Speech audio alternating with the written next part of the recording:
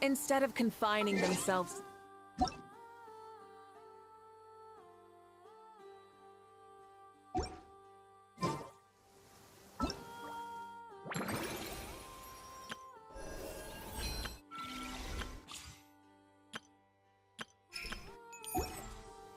exploration and trials...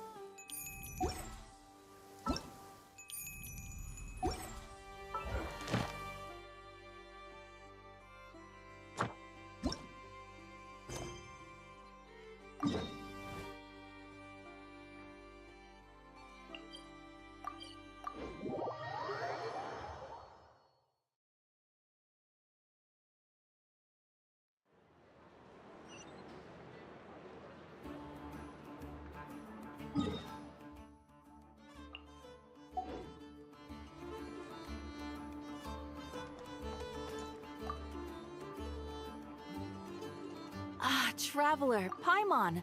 It's been a while. As it happens, there is a letter here for you. One moment. Here. A letter? From who? Dear Diary, I'm Kale. I work as a trainee forest ranger under my master, Tainari. I'm also studying at the academia. I've been getting better and better at reading lately. Mr. Alhaitham says that the written word is a crucial medium for exploring the world and understanding oneself. That's why I decided to start this diary. That said, what should I write about? Things are pretty quiet in Sumeria these days. Life is good. Every day is a fulfilling and happy one. When I think back to the days when I suffered from Elazar, or way back to when I was injected with God remains, I'm in a much better place now. I hope it stays that way forever. I'll leave it there for now. Master said he'll take me shopping in Sumeru City today, which is great, because I've been meaning to visit the toy seller at the Grand Bazaar for a while now. Kale, time to go. Yes, Master! Huh?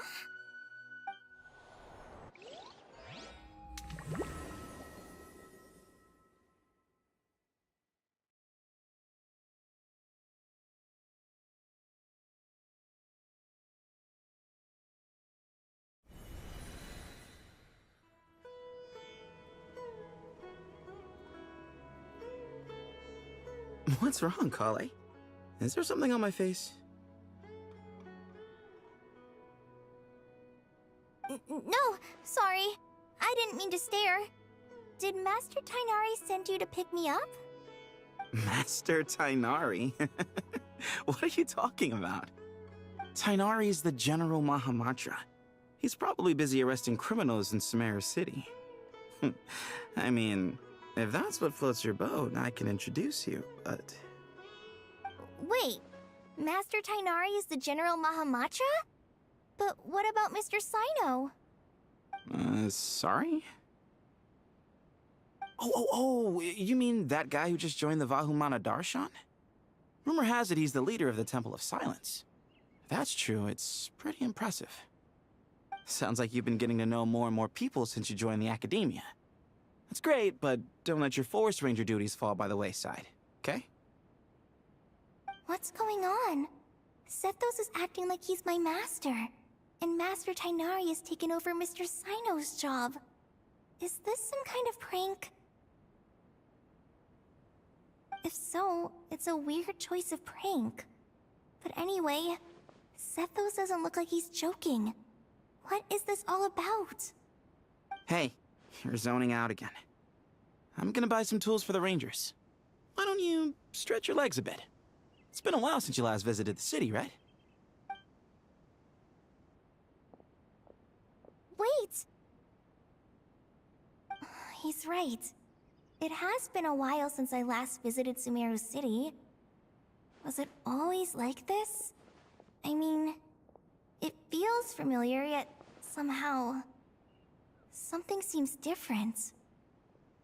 Is this really Sumeru City?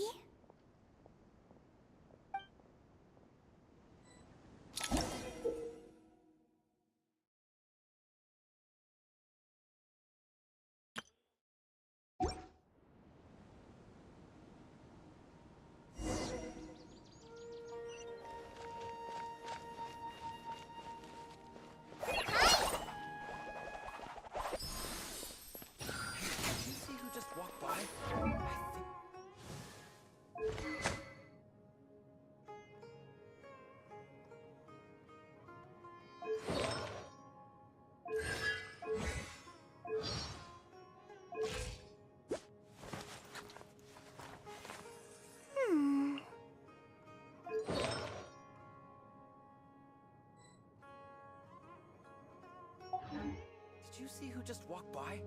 I think she's that famous merc. Would you like some fruit? How will I ever save enough money to buy that custom-made axe with floral carvings from the blacksmith?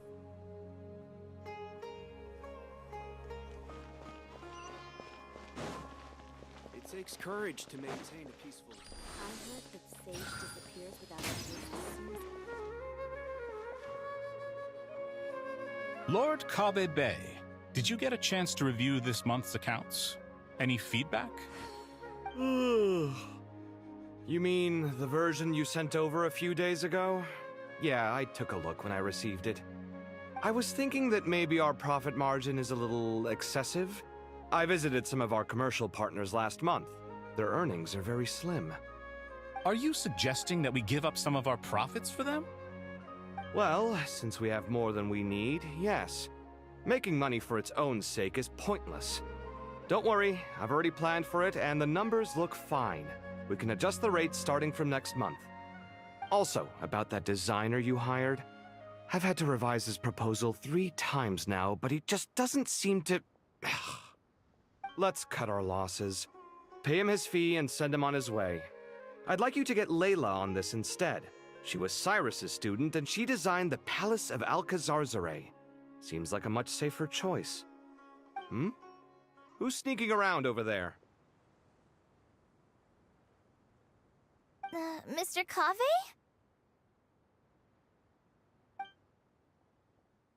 Do you recognize this person, sir? Yes, it's all right. We've met. This is Kale, Sethos' trainee. He brought her along the last time I went for drinks with him. What brings you to the city, Kale? Is your master here too? No, this is all wrong! Why is Mr. Kave saying that too? Tainari is my master, not Sethos. This can't be real. I have to ask someone else. There's gotta be someone else out there who still remembers the truth. Hey, wait! Don't run off! How strange. What's gotten into her today? It's like everyone switched places. I guess I'll keep looking around.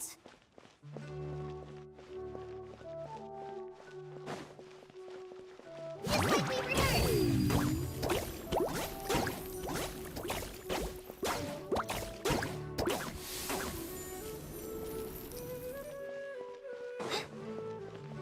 Would you like... Students are under so much pressure these days. Lots of visitors today, I see. Welcome all. It's been a while. Hey, Rahman. You know that guy who sells face powder on Treasure Street? I haven't seen him around in a while. Any idea what happened to him? Oh, you mean a Hongar? Yeah, he got into a brawl with Shavirme on Treasure Street. He's been banned from setting up shop there for now. Seriously? Oh, well, that's a shame. I was planning to pick out some makeup for you. Oh, don't worry about it. The legendary Flame Mane discussing makeup with the Zubair Theater star dancer. Now there's something you don't see every day. Flame-mane? You know, I'm not actually sure when people started calling me that. Maybe the other Eremites thought I needed a fiercer title to scare people off? To be completely honest, I think the title would fit you better than me, Dia. You think? Can't say I've never imagined myself as a merc. If I ever give up the dancing, maybe I'll head to the desert and give the eremite life a try. You would? Is that so strange? Oh, not at all. In fact, I've actually had similar thoughts before. If I ever get tired of sleeping out in the wild, I think I might go look for a job at the Zubair Theater. I've adored the dance of Sub-Zeros ever since the first time I saw you perform it. If the chance ever came up, I'd love to try it out on stage for myself. Really? If our manager Sataria heard you say that, she'd hold you to it. Probably grab you by the sleeve and never let you go again. Hey, when that day comes, I'll do your makeup myself. How's that sound? Sure. If the day comes, I'd be honored.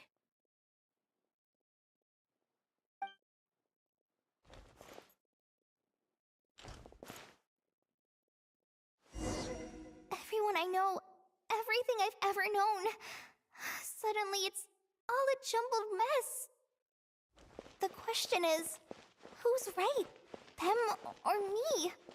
Oh, my head feels so heavy. I can't think straight.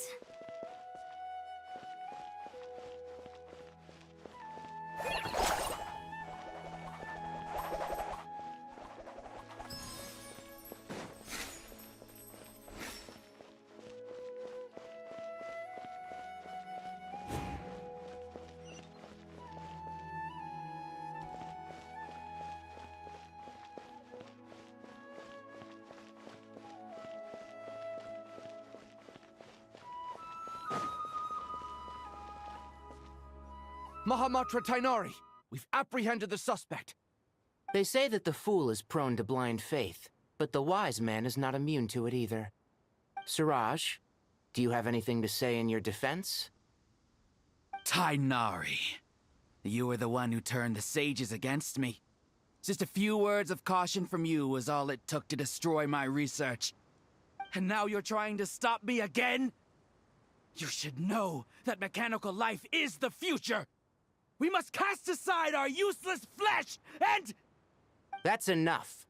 I'm not in the mood to listen to your lunacy. Anyone could tell you how amateur your work is. Karina, Ilias, put him somewhere safely out of the way. Yes, sir. Next on the agenda is... Master?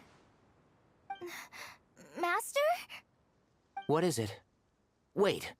Did Professor Zahahati send you? She's been encouraging me to take on an apprentice. Might be getting a bit ahead of herself there, though. No, Master! It's me! Kale! Listen to me. Something really weird is going on in Sumeru City. It's like everyone's identities have switched around. You're not the General Mahamatra. You're a Forest Watcher. Just yesterday, we agreed to come to Sumeru City today to go shopping together, and... All right, there's no rush. Let's back up a little. Your name is Kale, correct? Although this is our first meeting, you do seem strangely familiar somehow. Is there anything I can help you with? No.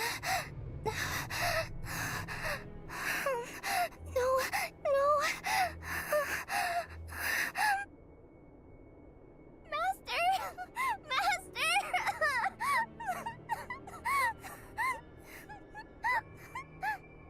What is it? Huh? Did you have another nightmare? I've told you before, when you're tired, lay down on your back in bed and get some proper sleep. It's much better for you than napping on your front. Poor posture obstructs your breathing, which can lead to all sorts of weird dreams. Now, we're supposed to go shopping in Sumeru City today, remember? Cheer up. I'll take you to Hushang's. I heard he's got some new toys in stock. Go wash your face, take some deep breaths, and when you're ready, we'll head out. Okay. Thanks, Master Tainari. So it was just a dream.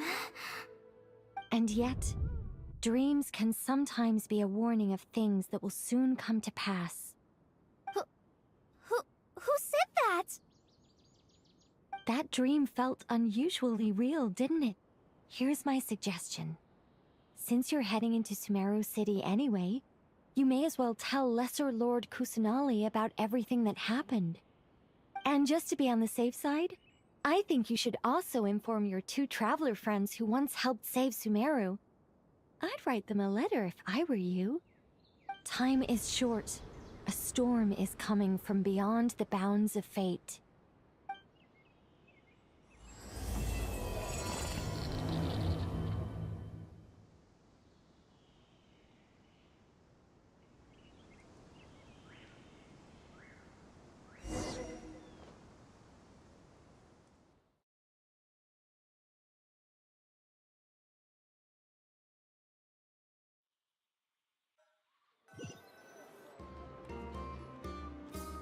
What a strange situation.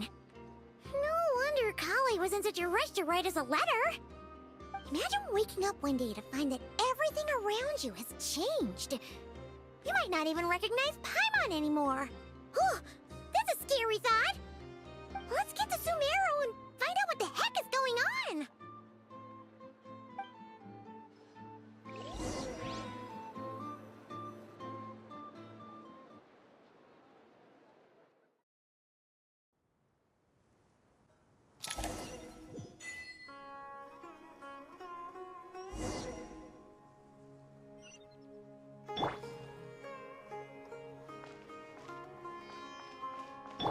Bring it!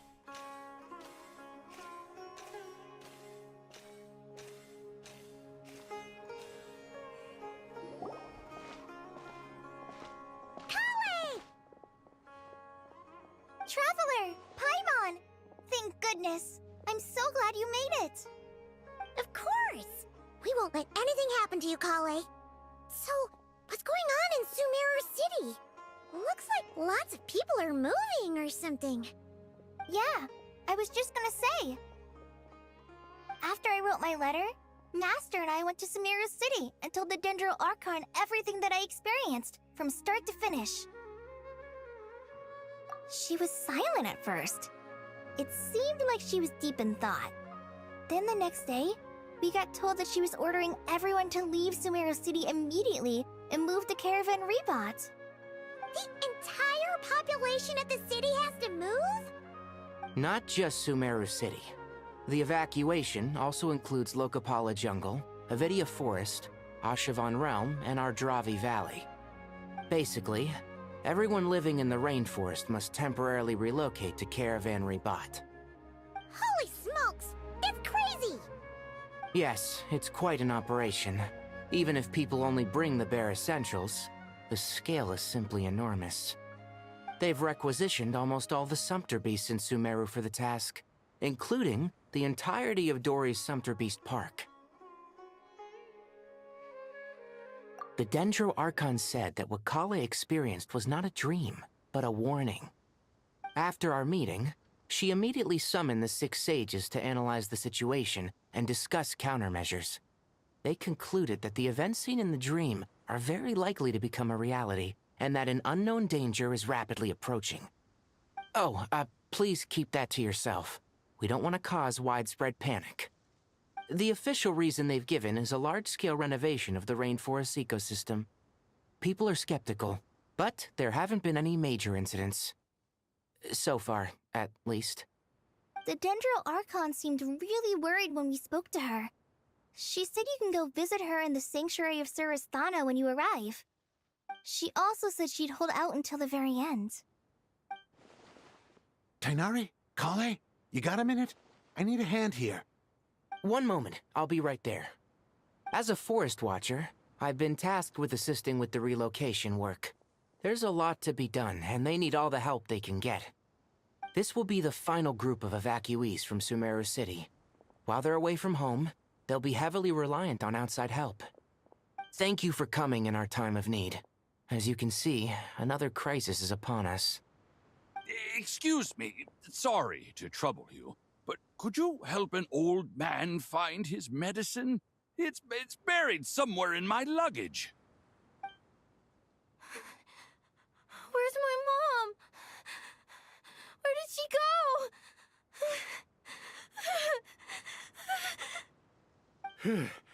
Don't worry, it'll be okay. Those items are worth a small fortune. Make sure you store them somewhere safe. You understand? I bet you thought you'd get away with this in the chaos, huh? Guess again. No petty thief gets past me.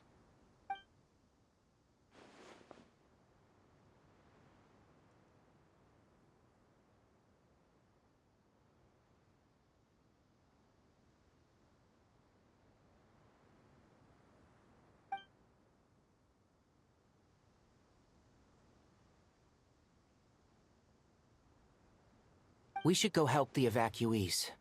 See you around. I'm so glad that you believed me and came all this way to help. It means a lot. Please stay safe. Don't worry. We may not know exactly what's going on yet, but as long as we stick together, we'll find a way through this. Goodbye! Look after yourselves! Will do. See ya! Whew.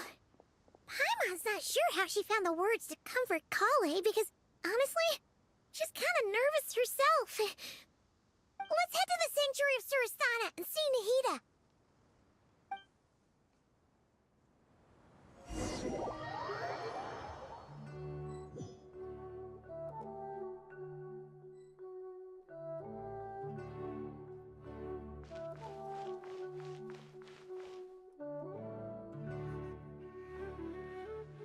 Who goes there? No unauthorized access to this place. By order of Mahamatra Sino. Are you blind? It's the Traveler and Paimon. Surely you've seen them before. Huh? Oh, so it is. I'm sorry, I haven't been sleeping well lately. My nerves are a little frayed. The Dendro Archon is in a very vulnerable state at the moment. Mahamatra Sino is concerned that our enemies might choose this moment to strike, so he's ordered us to strengthen our defenses. Just seeing you two again already puts our minds at ease. Please, enter. I'm sure everyone's expecting you.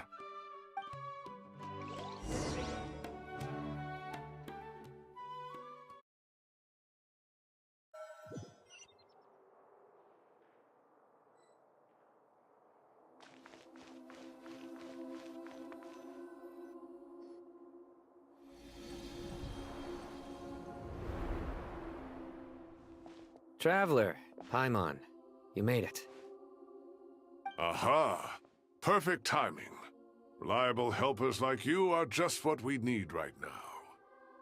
Oh, it's good to see everyone again. Kale gave us a rough idea of what's going on, but we still have a lot of questions. What kind of danger is Sumeru City in exactly? And how come everyone has to move to Caravan Reebot? At this stage, we can't be certain. We're investigating, but no definitive answers yet. I take it that Kale told you about her strange dream? Yeah. Apparently, everyone in Sumeru City was acting super weird. Even you guys. It was like you'd all switched places. That's right. Kale and Tainari reported the situation to the Dendro Archon. She believes that it wasn't merely a dream, and that whatever it was has something to do with Irminsul. It's a reasonable inference. Only through Irminsul can people's memory and cognition be so significantly modified in such a short time. We don't know why Kale would dream of these things, nor who was trying to warn her. The Dendro Archon decided to connect to Irminsul to investigate more thoroughly. Irminsul is connected directly to the ley lines. The tree serves as a central hub where the ley lines converge, and its core function is to record and store the world's knowledge and memories. But something has gone awry, severely compromising the performance of this core function. Information is bottlenecking inside Irminsul, hampering the ley lines' flow. If this continues, new information will languish unrecorded, with existing records thrown into disarray. In short, The souls of the dead will be stranded, while the living have their sense of reality warped. In the long run, Kale's dream could well become a reality. And that's just the beginning. There's no telling what other nightmares could end up coming true.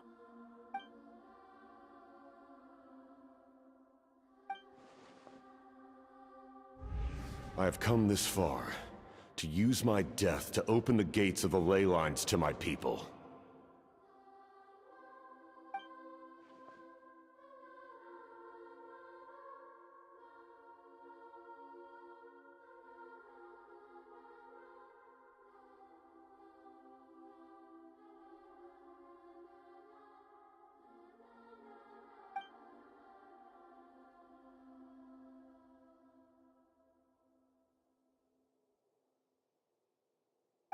Faced with a growing backlog of information, the Dendro Archon decided to connect herself directly to Irminsul and take over the recording and processing function herself.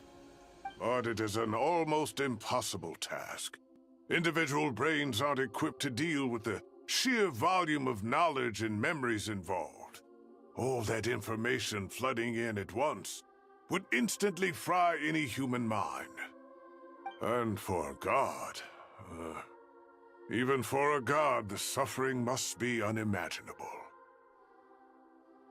The Dendro Archon's power originates from Irminsul.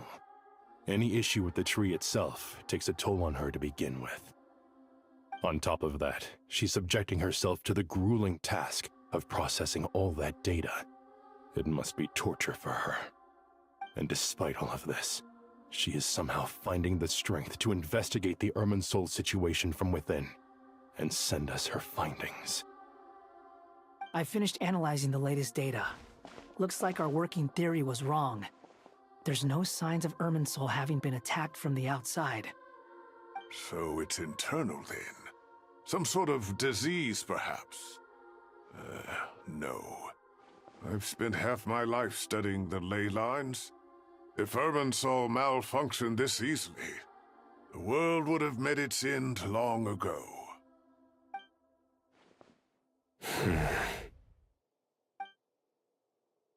Sino?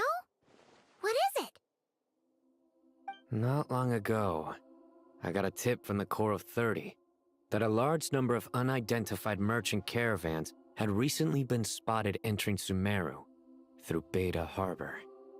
At first, I suspected that they might have something to do with all this, so I sent some people to investigate. But if Irminsul wasn't attacked from the outside... Don't you think there are more important things to worry about right now than guessing who's behind all this? It's been over 12 hours with no new intel. If even the Keeper of Irminsul is this badly affected, you can imagine how bad things are in there.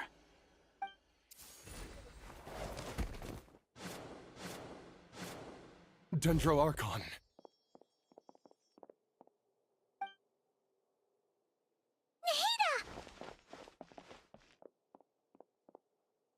What's wrong? Her breathing is weak, and her elemental energy levels are dangerously low. Looks like it's time to move to the backup plan. What's the backup plan? Get out of the city and take the Dendro Archon with us. The entrance to Irminsul is directly beneath the sanctuary of Surasthana. That means this is ground zero if anything goes wrong. The Dendro Archon has a very strong connection to Irminsul. But theoretically, this connection should grow weaker with distance. Under normal circumstances, she could unleash her full power here. But with Irminsul out of control, our first priority is to get her away from here. The situation is critical. There's no time to deliberate.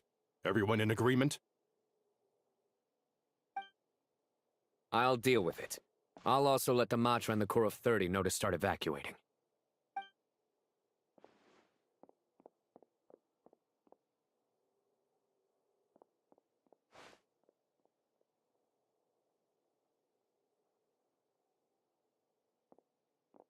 Let's go. No sense grieving when there's nothing more we can do. Agreed. We'll be back as soon as this is over.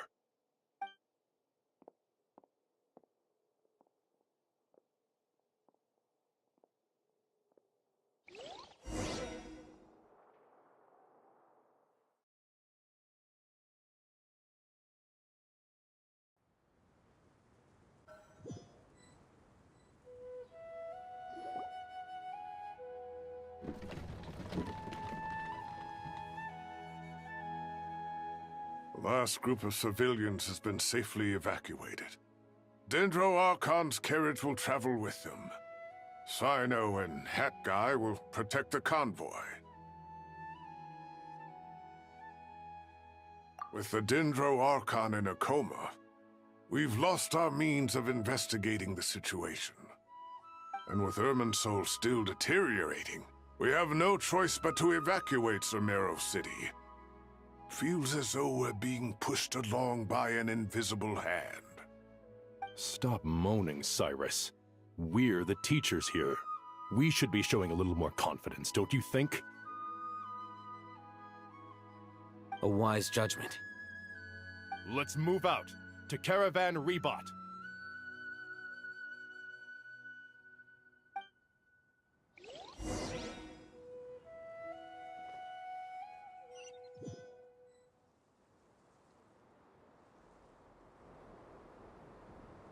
Sir, all units are in position. Good. Everything is going to plan. Interfering with Sumeru City is a necessary step, so do not hesitate.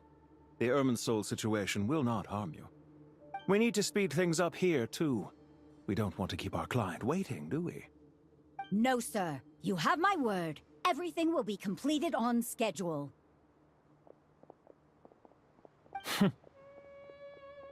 They say that fervent ambition attracts the favor of the gods, and with it, a vision. But we appear to be the exception. So, is our ambition not strong enough? Or does it threaten the very foundations of this world?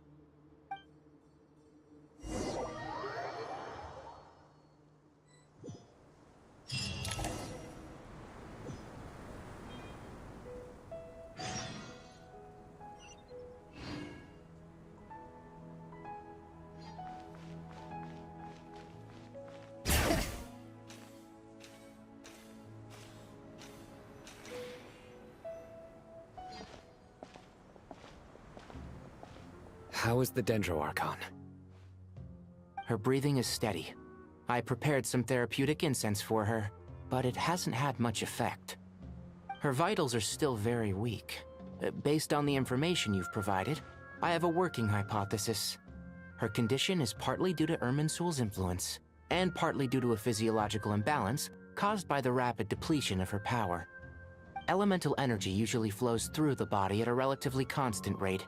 The body grows accustomed to this rhythm, so when it's thrown out of balance, physical symptoms will appear. Is this similar to the ley lines? Overloading and withering both directly affect their vitality, potentially causing irreversible damage. Correct. From a biological perspective, if you overexert yourself, you pay the price with your life. The Dendro Archon is not only drained of power, but her life force is at a critically low level. Is there any way to restore her health? I know the ley lines have strong self-healing abilities. As long as any blockages or pollutions are dealt with, they can quickly regain their vitality. But what about people? Well, gods. What's their capacity for self-healing? Before we think about that, there's a bigger predicament to resolve. Restoring the Dendro Archon's power requires us to heal Irminsul first. But that will be extremely difficult without the Dendro Archon's power. Paimon's already getting lost here.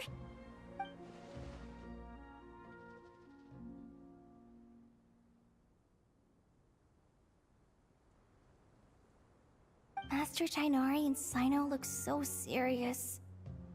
I've not heard Master speak in this tone for a long time. Tighnari.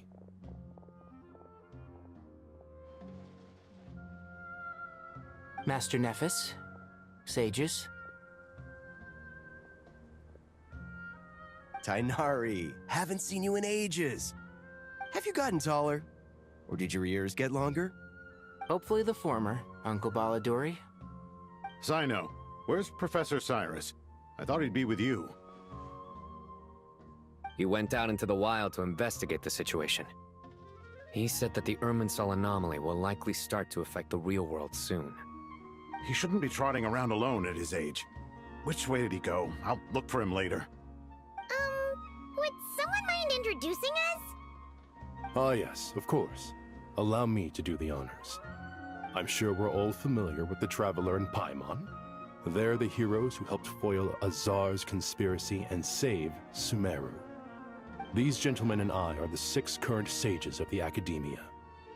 Balduri and I are part of the Old Guard, while the other 4 took office after Azar and his clique fell from power.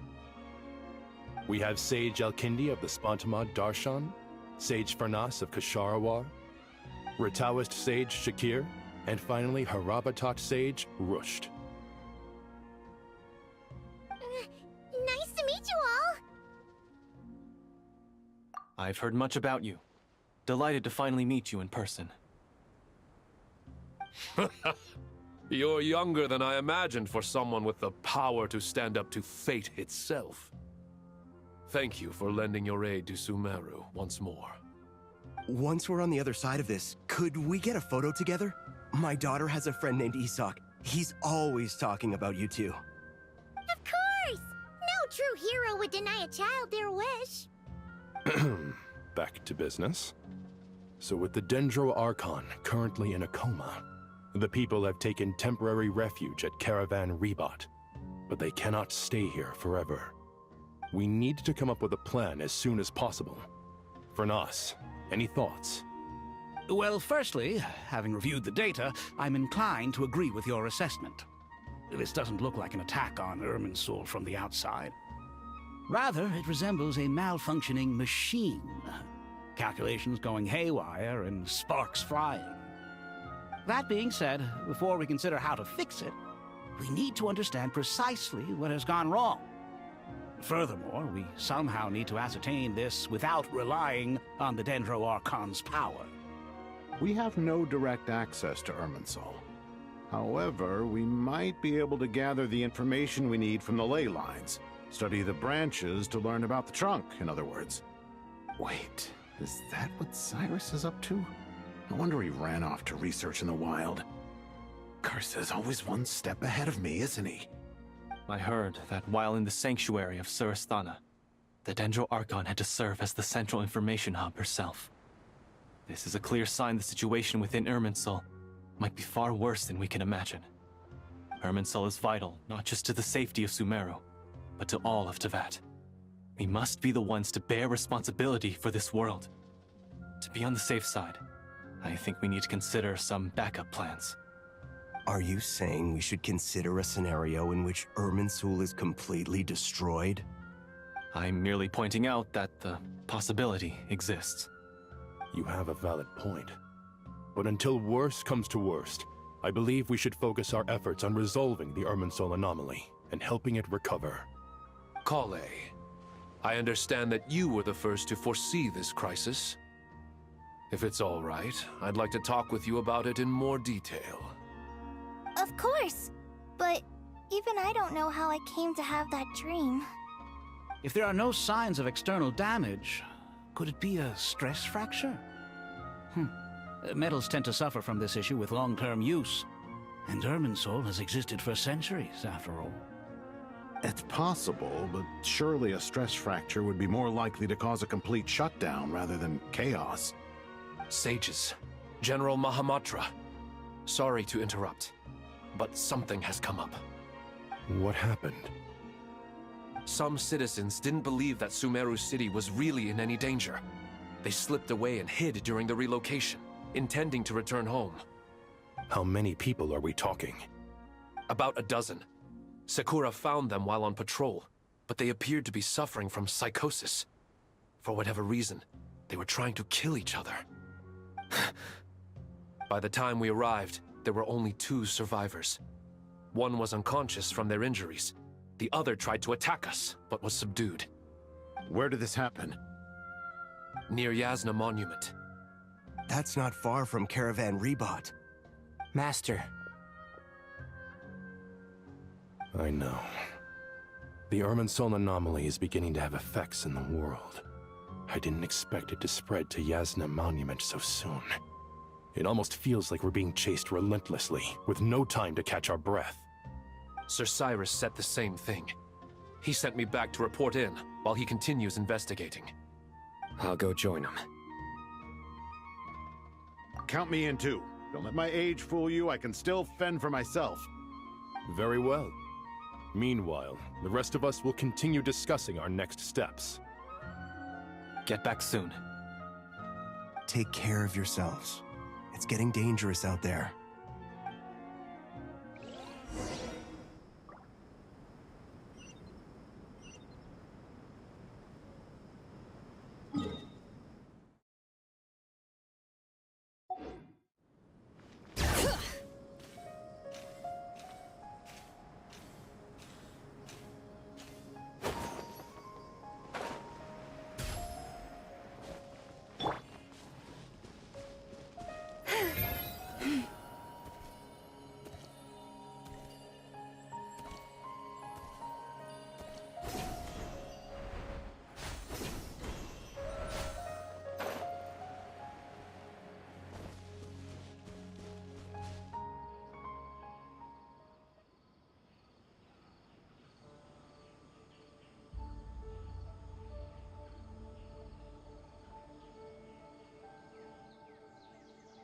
Please, don't go any further.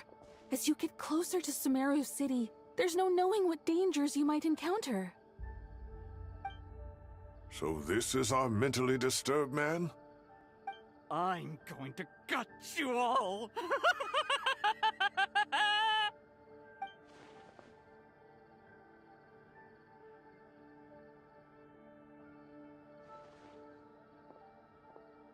Cyrus, you didn't even bring a single guard?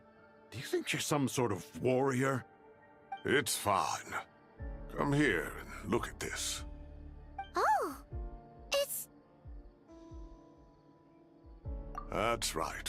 Flowers that bloom from openings in the ley lines, indicating some sort of anomaly. I don't believe I've ever seen a color like this before. Did you discover it nearby? Not just here. Way over there, too. They're everywhere. There's even more in that direction. How did you ascertain the situation further ahead? Didn't you just say that we can't go beyond this point? Yes. This area is relatively safe so far. But if you continue forward, delusions will start afflicting your mind. However, some vision-bearing mercenaries were able to maintain their sanity a little better. They're the ones who brought back news from further afield. Sino, do you remember the class I taught on dissecting ley line blossoms? I do, Professor. I received full marks in that course. Good. After all these years, it's time to put that knowledge into practice. There must be anomalous information hidden within these blossoms.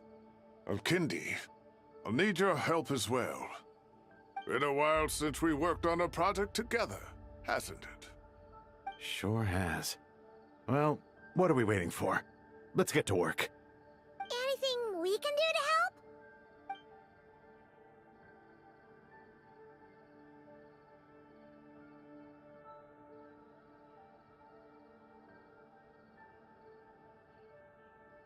Will you need my help? All right, well, don't go too far. There's too many unknowns at this stage. Let's regroup at Caravan Rebot later. Don't worry if you don't show up. I'll come and find you.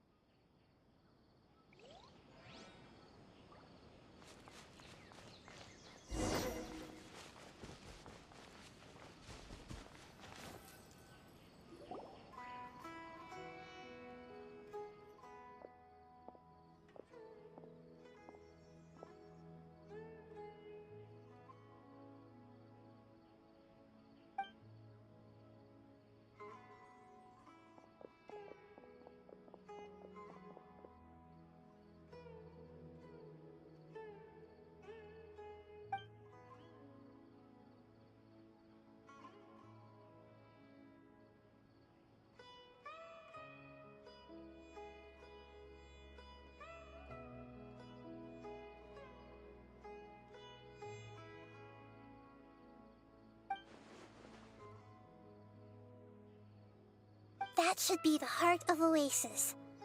All we need to do is light it with the fire seed, and it'll restore a pep with elemental power. The damage it suffered internally will also slowly begin to heal.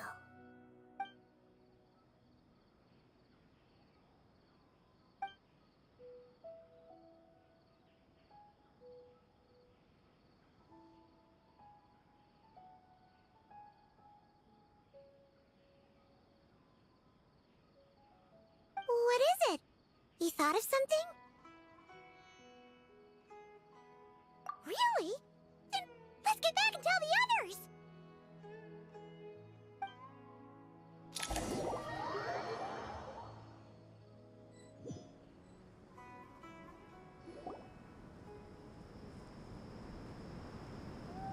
Whew. Glad to see you've returned safe and sound. Any longer and we would have gone out looking for you. Well, this is a nice surprise.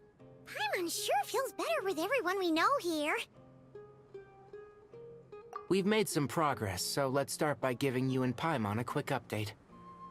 By dissecting the ley line's blossoms, we've been able to deduce that although Irminsul is experiencing an anomaly, it has not completely rejected access from the outside.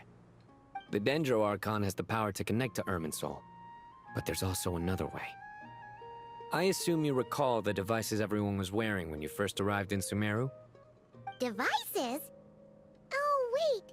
You mean... The Akasha terminals?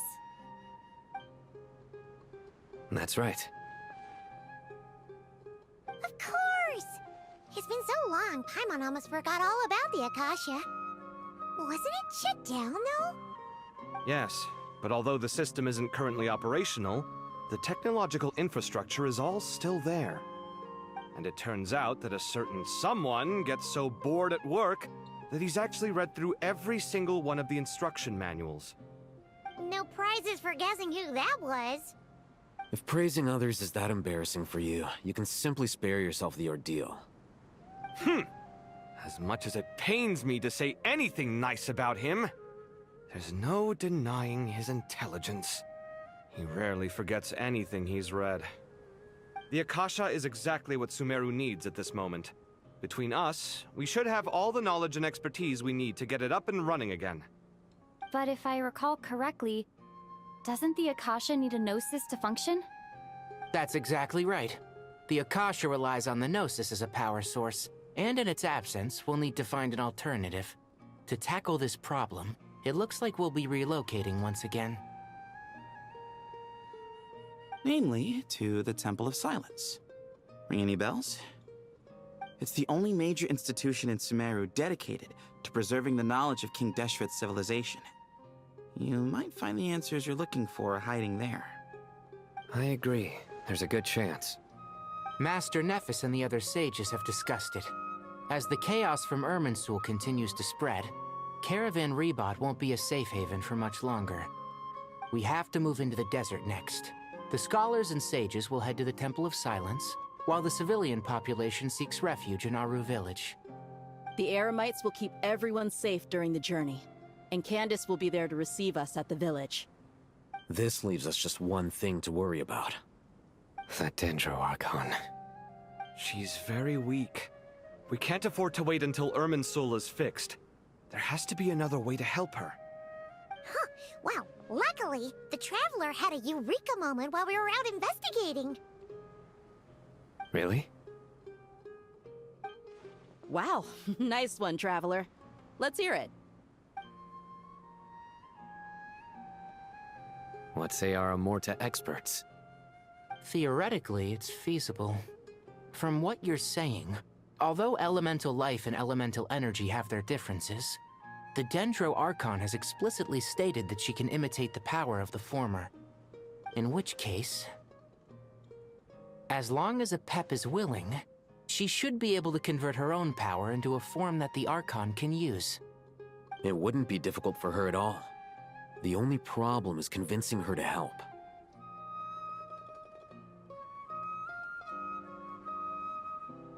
Yeah! Even though she wasn't exactly friendly the last time we met, she didn't refuse to talk with us. When she realizes the danger that Nihida is in, surely she won't turn a blind eye to it. Well, hopefully not. Either way, we're not exactly spoiled for choice here. Hey, it's better than having no options at all. I agree. Without Irminsul's aid, the legendary Dendro Dragon Apep may well be the only living thing in Sumeru who can help our Archon recover her power. There's no time to lose. I'll bring this proposal to Master right away. If he and the other sages agree, we'll split into 3 teams. The academics will go to the Temple of Silence to look for a solution to the Akasha problem. The Eremites will escort the civilians safely to Aru village, and the Traveler and Paimon will take the Dendro Archon to see Apep. There's still a long road ahead, and no knowing if we'll make it. But at least we have a direction now. I'll take it over floundering around in confusion. If there are no objections, then let's proceed. But before we adjourn, I would like to leave you all with some parting words. No matter the distance between us, there will always be an invisible force tying us together. May the bonds forged in the past shine bright like stars and open a new path before our feet. Huh. Is that from King of Invocations? No. This one's from King of Invocations, the sequel. What's the difference? The sequel's much cooler. Couldn't agree more. Well, it was very apropos.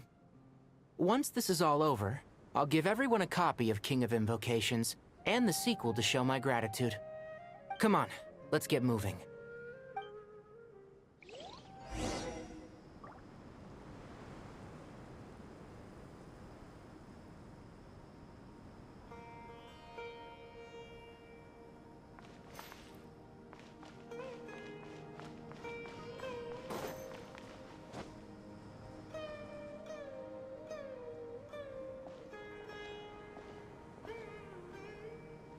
Tighnari has brought me up to speed. I approve of your plan of action. But we can't proceed with everything right away. The people need to rest. For many of them, this will be their first time in the desert, so we'll need to find additional personnel to help escort them. You two, please go on ahead with the Dendro Archon. Let's rendezvous at the Temple of Silence later. No problem. We got this. Words can't express my gratitude, so let me just say, I hope everything goes smoothly for all of us. Goodbye for now. Alright, let's get going. If Paimon remembers correctly, the last time we saw Apep was in... Traveler, Paimon. Could I borrow you guys for a moment? It'll only take a second. Kale, what's the matter? Well, the thing is... Master Tighnari once told me, after you raise a problem, you should think about how to resolve it. But ever since I had that dream, I feel like I haven't been of any help at all. I tried my best to keep up with the conversation, but there was so much new information, I couldn't take it all in. So, I just wanted to ask, do you have any tips for me there? Huh, Paimon knows exactly how you feel. But fear not, everything you need to know is right here in Paimon's notes. Sumeru chapter! It's got tons of info about all the things we've seen and heard on our adventures. Some parts are a little simplified, but hopefully it all makes sense. You see? Being the greatest guide in Tibet isn't just a fancy title. It takes a lot of hard work. Paimon doesn't always understand the things you're talking about with other people. Whenever that happens, she notes down the confusing parts and goes over them in her own time. This is perfect. Could I borrow it? Sure. Matter of fact, you can keep it if you want. Paimon has another copy. The spare copy was originally meant for the Traveler. Paimon used to worry that one day she might not need a guide anymore, so she wanted to have a gift for her, in case we ever parted ways. But it doesn't seem so necessary nowadays. We have so many more places to see together. One copy will be enough for both of us. Thank you so much. But still, these are your treasured memories. I think I'll make my own copy and then return the original to you. Anyway, that was all. I won't keep you any longer. Have a safe trip. See you again soon! See ya! Alright, time to bring the hitter to see a Pep. Let's hope that old grouch is in a negotiating mood.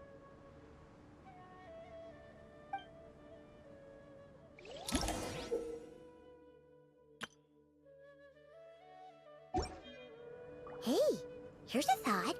If we brought Nervalette along, do you think he could help us persuade a Pep to help? Actually, never mind. In a Pep's eyes, Nervalette's probably one of those dragons who has grown too close to humankind. They might end up fighting for all we know.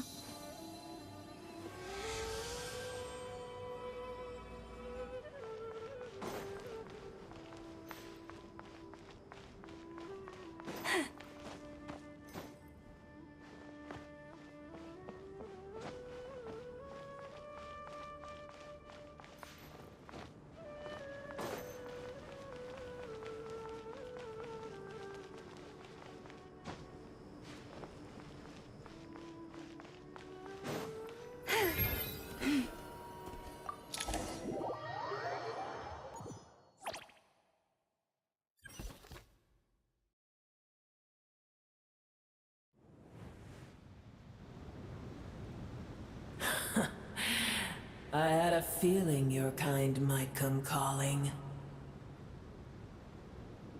The ley lines are in disarray. Something has gone wrong with Irminsul, yes. Even from a great distance away, I can sense that Sumeru is headed for destruction. You who took our home from us, prepare to watch as your own world is plunged into oblivion. Oh, how the cycle of history comes to a poetic conclusion. This isn't a joke, Pep! Nahida's in grave danger! Can you please help her? Is she now? Then do explain. For what reason should I lend Boer my assistance?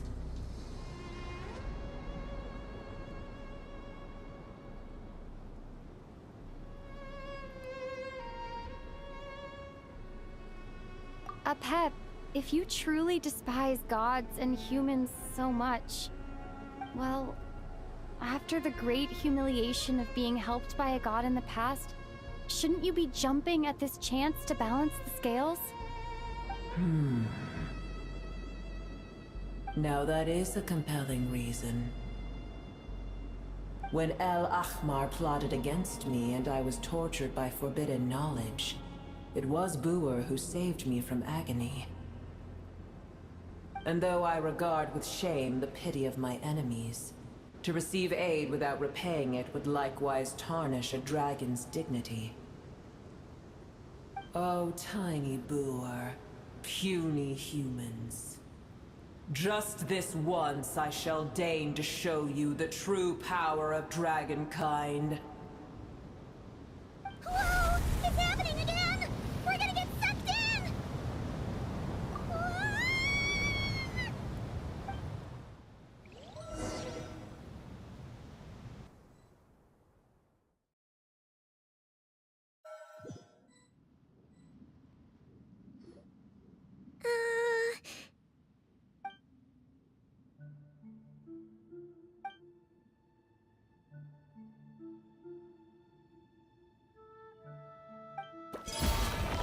It is done. The heart of Oasis is supplying her with life force as we speak. It shall not be long before she recovers. But I should warn you. Boer's existence is closely intertwined with Irminsul. Unless the issues plaguing it are resolved, she will never completely recover her former strength. Thank you. Spare me your words of gratitude.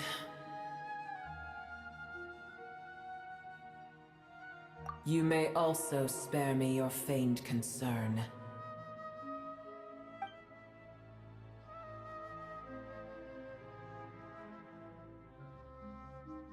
A dragon's sovereign's power is far greater than you can imagine. While I was indeed weakened when the heart of Oasis ran dry, Providing Tiny Booer with a morsel of my life force shall have little consequence for me. Oh, good to hear.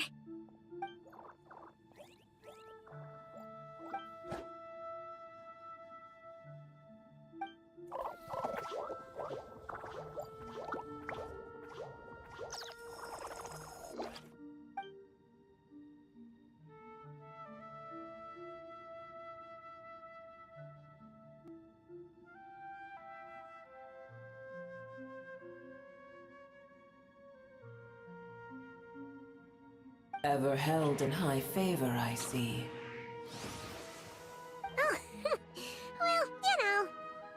The compliment was sincere. Simply accept it.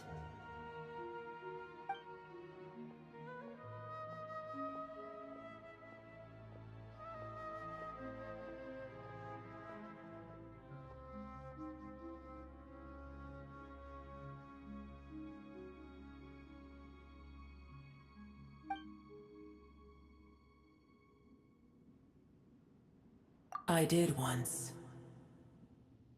That tree was not planted by the heavenly principles. Irminsul existed before they ever arrived in Tevat. What? There was a time when it belonged to Tevat, to dragonkind. Its appearance and function then differed greatly from today. The ley lines flowed with an abundance of a familiar, primitive form of elemental energy. You may know it as the power of the Light Realm. The heavenly principles usurped and refashioned Irminsul, made it serve humanity, and used it to anchor the fate of the world. Yet in the end, humanity has failed to protect it. Heavenly principles, God of gods. It makes me sick. The enmity between your kind and mine can never be bridged. As things stand today, holding a grudge against you would serve no purpose. But there will come a day when we reclaim this world for ourselves. The opportunity will arise no matter how long we must wait. I can already sense that far away from here, the Hydro Dragon has wrested his authority from the hands of the usurpers. Though we have yet to meet, I know that we are both preparing for our revenge day and night. Uh-huh.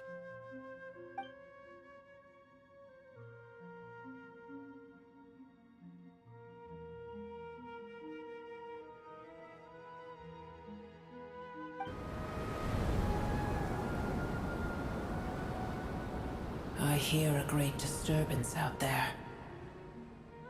Huh? What is it? Sandstorms come.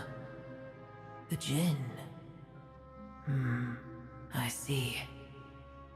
Another calamity approaches. You both seem restless. Let us part ways here. Booer is safe with me. Once she has recovered, I shall return her to your side. Oh, thanks again.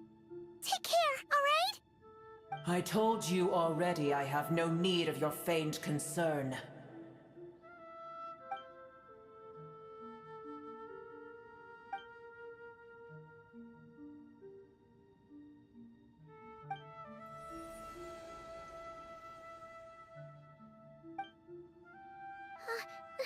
Nahida? You're awake! Are you okay? Cease your interrogation. Yes, she awoke for a brief moment, but she has now lost consciousness again. Take it. We shall talk more at another time.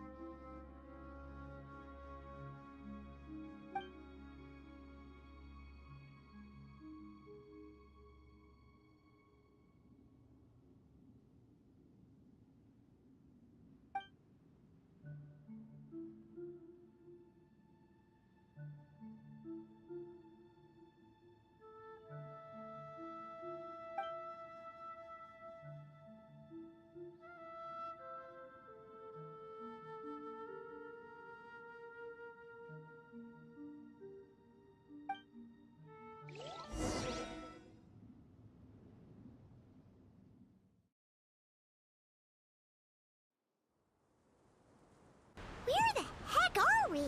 Did you just dump us in the middle of nowhere? Wait. No. Paimon remembers now. The Temple of Silence is over that way. Come on, let's go find the others.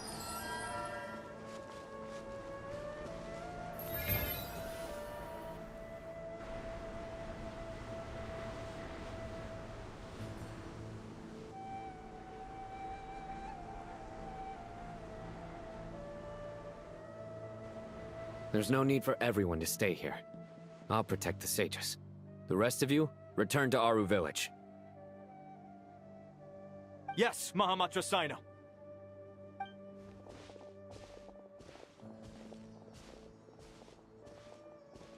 Sino! What's going on? You're back. How is the Dendro Archon?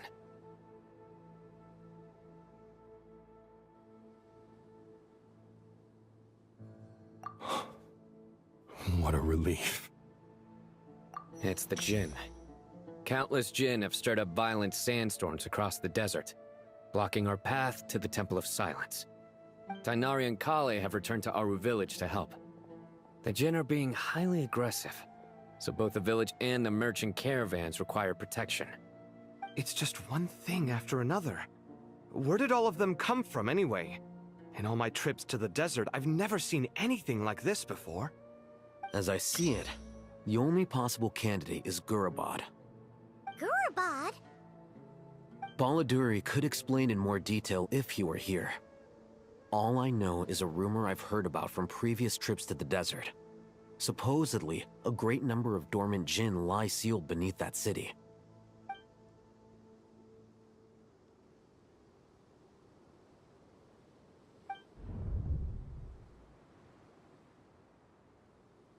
Gurabad is, for me, a fated land. I must therefore return back to this city, where my destiny awaits me still. My master, I am sorry that I couldn't stay by your side for long, and that I could not have more time to get familiar with you. Lilupar.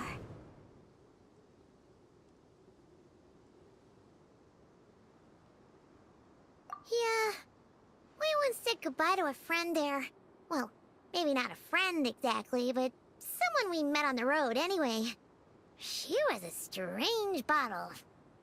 If we can find a way to wake her up, maybe she can help solve the situation in Gurabad. Well, be careful. You may find there's more than just the Jinn to worry about. You mean, there are other dangers in Gurabad? It's a sensible assumption to make. The moment we arrived in Caravan Rebad, the Irminsul anomaly started spreading in that direction. Now we've moved to the desert, and suddenly we're plagued by Jinn and sandstorms. To call it a coincidence would be a stretch. Don't worry, we've gotten a lot stronger since our last stint in Sumeru.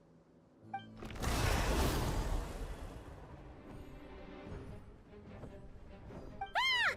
When did they show up? It appears the monsters native to the desert have been stirred by the Jinn's activity.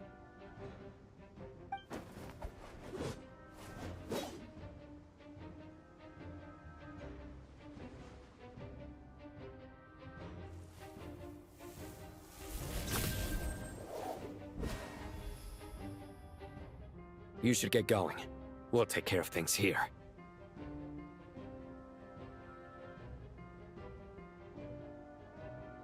You too. Don't do anything too risky. You got it?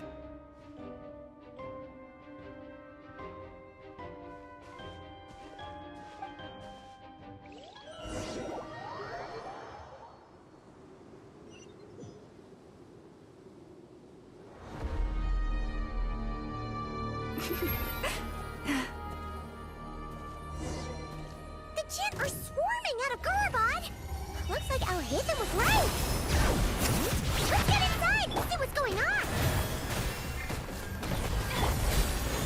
Show no mercy!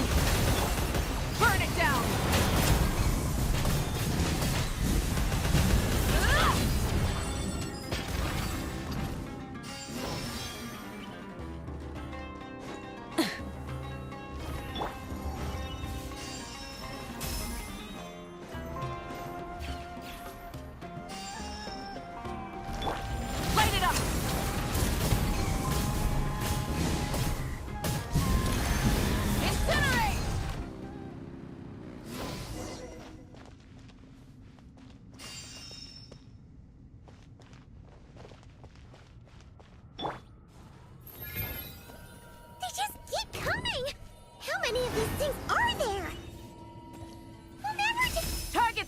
Noted! All units at the ready.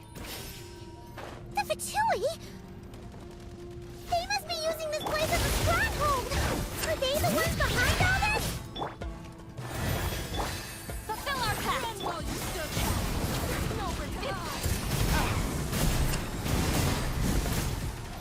Incinerate!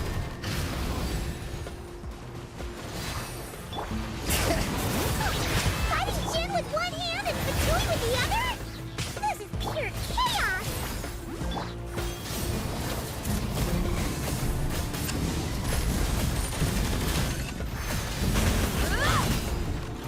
Pyroclastic surge! There's nowhere to hide!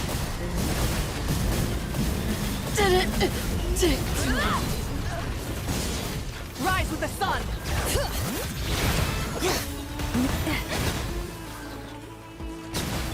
Get to work! Incinerate!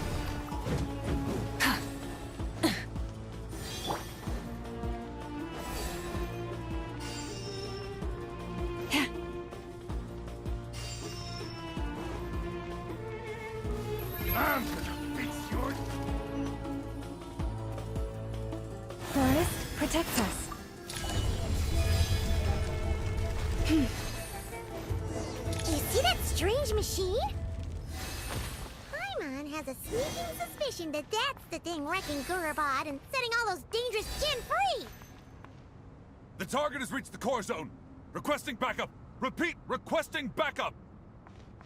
Backup en route! Stop her at all costs!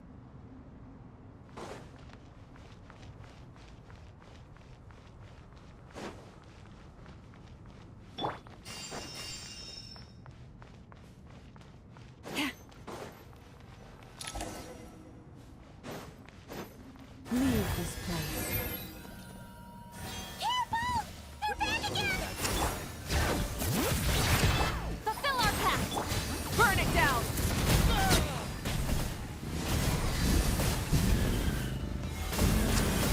Incinerate!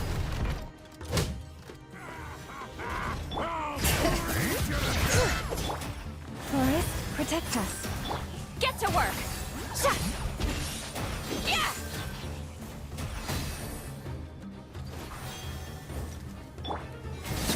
Success! Nice one, Traveler! Let's keep going! Try and stop me! Incinerate!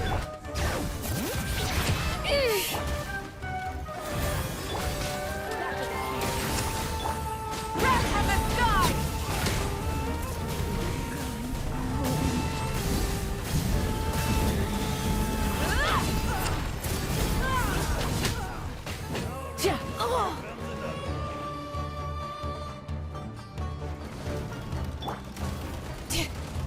Bring it!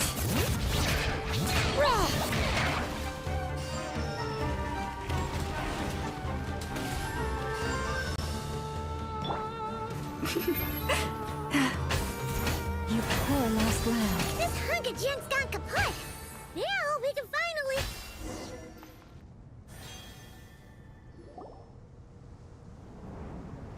It seems my subordinates failed to stop you in your tracks. Apologies, sir. There is no need to apologize. You did well to hold your ground against such a powerful adversary for as long as you did. I must commend your courage and perseverance. So, you're in charge here, huh? First the problems with Irminsul, now this mess in Gurabad? Are you the ones responsible for all this? I'm afraid I cannot answer that. I assume you aren't naive enough to expect answers from an enemy. Oh, this guy is so snooty! However you want to spin it, you're clearly involved in this somehow. So you can either start talking, or we'll have to make you talk. Let's get him! Traveler, what's wrong?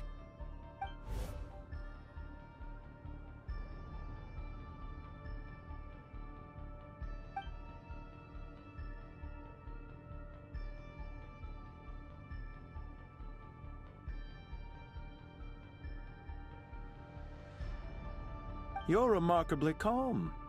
Some would act more rashly upon finding the ringleader all alone. But you keep your cool. Even as your enemy, I must applaud you. Did you show yourself just to say that? Is this you trying to take back control of the conversation? Unfortunately, I really don't have anything to say to you. I am here merely to indulge my own curiosity. Your names are well known among the Fatui. Naturally, I wanted to observe you up close while I had the chance. Hey! Don't treat us like we're some kind of exotic animals in a zoo! Oh, I wouldn't dream of it. You seem rather predisposed to misunderstand me. I'm quite aware that you are both heroes of great renown. You have resolved crises in many nations and won countless allies along the way. I've been following your adventures with great admiration. My only regret is that the trajectory of your journey conflicts with our goals. What do you mean, admiration? Sorry, but that sounds pretty weird coming from you. I don't see why. We may happen to occupy opposing sides, but there is no cause for deep-seated enmity between us. To respect one's enemy is to respect oneself. Well, now that you're observing us up close, what do you see? I've observed as keenly as I can. Yet, while I endeavor to understand, your true strength remains a mystery to me. Violence is not my area of expertise either, so, you see, I would much rather converse with you like this than determine a victor with the edge of a blade. Besides, I've heard that even 3 moons in the sky fail to eclipse your brilliance. I know better than to bite off more than I can chew. 3 moons? So, you have a connection with the Harbinger, the Doctor. Well deduced. Our commander, Dottore, died in Nodcry, but there are things that do not end with his departure. We must... Look at me. I almost divulged more than I should have. What are you after? Revenge for Dottore? Or are you plotting something else? I've said quite enough, I believe. There's no point in continuing this conversation, except to say, I've noticed that you seem to know your way around here quite well. A repeated visitor to Gurabad, are we? Ugh. I'll take that as a yes. Then I'm sure you'll have heard the story of this place. The mother of the Jinn, Lilupar, and the tragic tale of her vengeance that spanned 3 generations. It was right here that Lilupar once helped the wise to ascend to the throne. But from that moment on, every king who sat upon it was corrupted by power. These degenerate rulers lost control over their nation, and with it, the right to occupy that exalted seat. What are you trying to say? I once admired you for your adventures. That is the earnest truth. But it appears to me that your journey serves ultimately to uphold the rules of this world. Are these rules truly just? Does the heavenly principles rule with wisdom or folly? And how can we be sure that the 7 who wield authority over the world will not be corrupted? Do you seriously think you're gonna convince us of anything? Convince you? I'm sure my commander already tried that. Why would I waste my breath doing the same? If a few words from a stranger were enough to make someone completely change their stance, it would only prove that they never had a firm will to begin with. I am merely stating my position, so that we might understand each other better. One's enemy in the present may not necessarily be an enemy for life. As for what game I'm playing here, I'm simply buying some time. But now I must bid you farewell. It was a wise decision not to attack me immediately. Since you did not fall for my ambush, I will now have to ask those in hiding to reveal themselves. Leave this to us, sir. Very well. I trust you to do what is necessary. Stall her while I execute the next step of the plan. Sumeru City, Irminsul. Hey! Stop right there! Don't you dare leave without explaining yourself!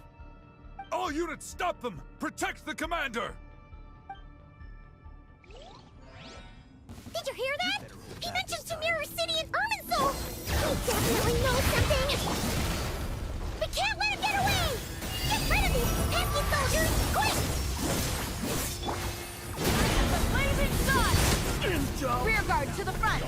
Don't let them through! Get that thing in position! Hold on! Just a little longer!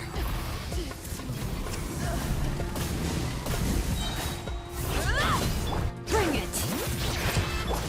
You poor lost...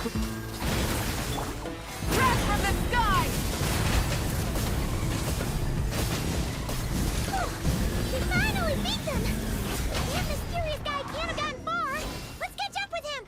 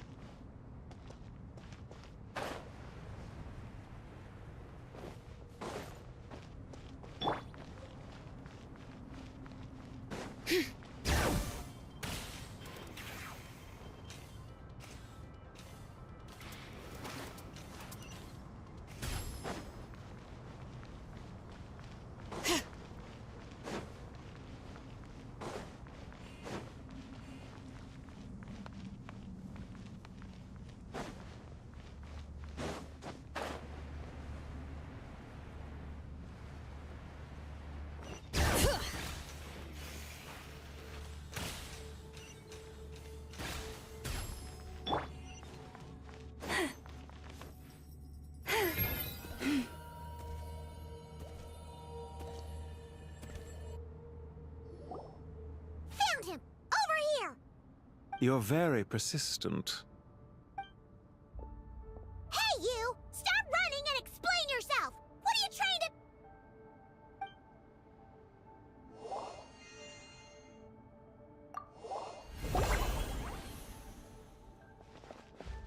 What's this? Relax. A small trap like this won't be enough to hold you. The sandstorms from Gurabad will die down soon enough, but this small window of time was all we needed to launch the next phase of our plan.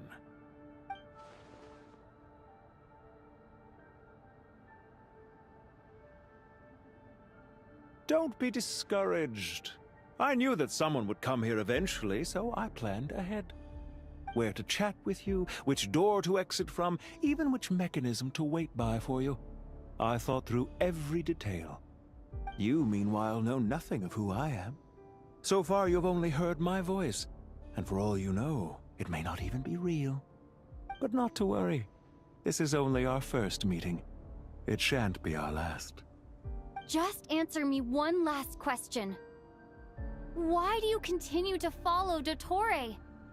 He has conducted countless cruel experiments, even on his subordinates. Follow isn't quite the right word. Let's just say even those you see as villains have their friends, even if they aren't the most sincere of friendships. When any set of rules is established, there will be those who benefit and those who lose out. People will do anything to justify what they have gained or escape from the hardship imposed upon them. Neither he nor I are tolerated by the rules of this world. We were both searching for a new order. Our ideas of the final form that should take may have differed, but our journeys took a shared path. Goodbye, Traveler and Paimon. I wish you a timely escape, albeit not too soon. I will need a little more time to prepare, after all. Hey! Come back! Wait, this dark wall. We've seen these on our adventures before. It swallows people up! Oh, I'm sorry. She shouldn't have jumped the gun! Oh, okay. He may have fooled us this time, but we'll get him back!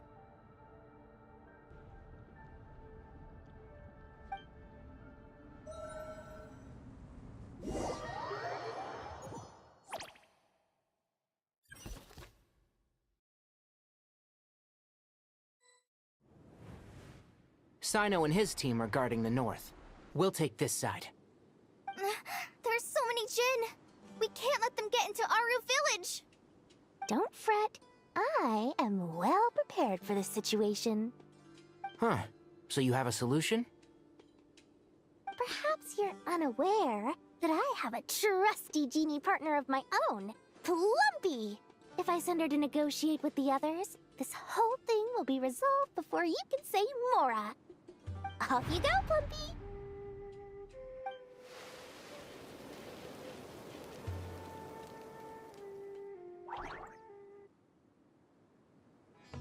Come on, what's the holdup? 5,000 mora. 20,000 mora.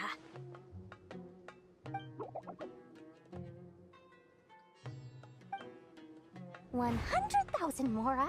Final offer.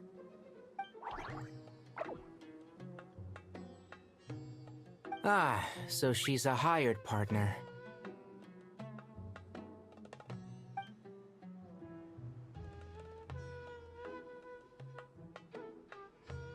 Hired partners are reliable too. Plumpy here is a highly skilled negotiator. You'll see. Just a few words from her and...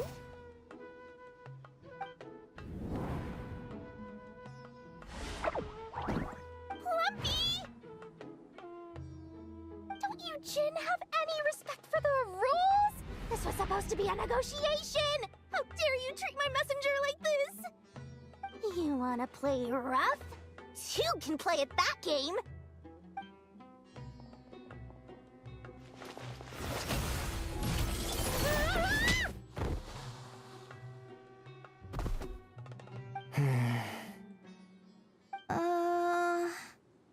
Looks like it's up to us now.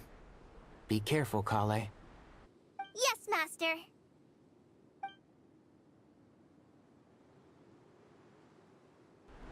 What happened?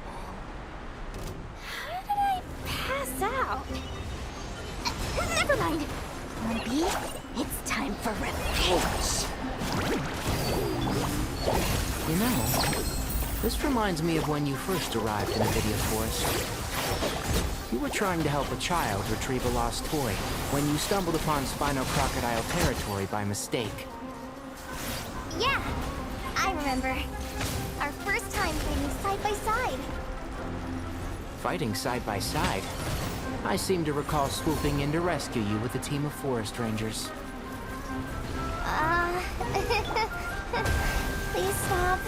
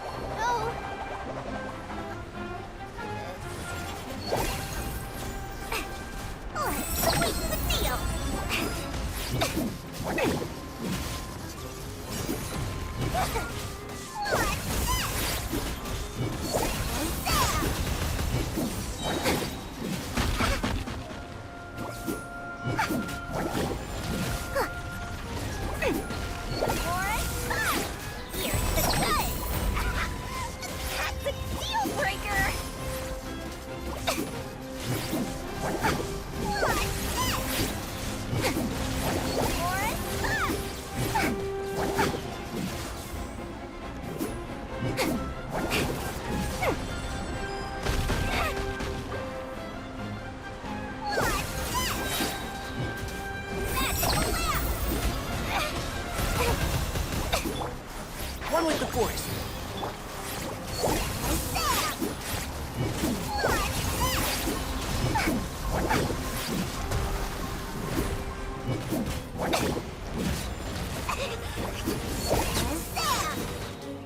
Here's the gun!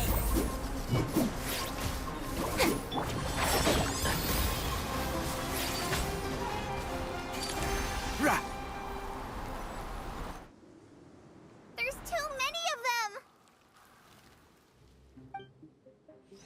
I can't believe I used 12 rare items in one battle! Ugh. I shudder to think how this is going to affect this month's accounts. The sight of that glaring deficit might be more than my poor heart can take. Tainari, how's the situation on your end? We held the line, though it was a close call. But it looks like they're preparing for another attack. Has something happened? They've breached our defenses in the south. The Jinn are pouring in. We're moving the villagers to the north as we speak. We're hemmed in. This is getting precarious. Our margin for error just got a lot smaller. That's why we wanted to confirm your status. We need to consider our next move carefully. Bad news! Another line of defense has been breached. Kale, go with them and assess the situation. Dory and I will hold the line here. But Master! Even with 3 of us, we barely managed to. This is not a discussion, Kale. Don't worry about us. She clearly still has plenty of tricks left up her sleeve. Wait, you can't pin all your hopes on me? Oh, great. I've almost run out of the things I brought with me, and the rest is back at the caravan. I should be able to hold out for a little longer, but still... Master! Need any help? Huh? What is it, Kale? If things continue like this, it won't be long before Aru village is overrun by Jinn, and the sandstorms are sure to follow in their wake. I do have a plan, but I can't guarantee it will work. I don't care. Whoever you are, please just help us. The only one who can help is you. I am merely here to guide you along the correct path. I am a spirit created at the beginning. I am a flickering illusion.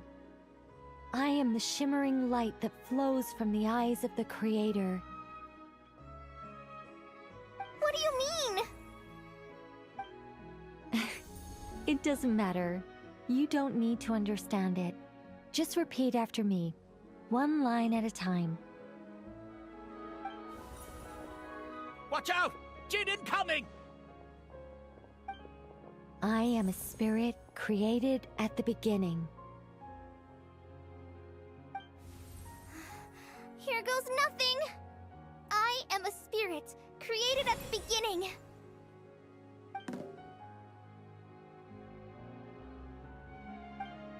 I am a flickering illusion. I am a flickering illusion.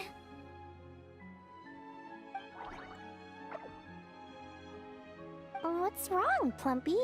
I've never seen you so agitated before. That's... But how do you... Do you know what Kale is reciting? I am the shimmering light that flows from the eyes of the Creator.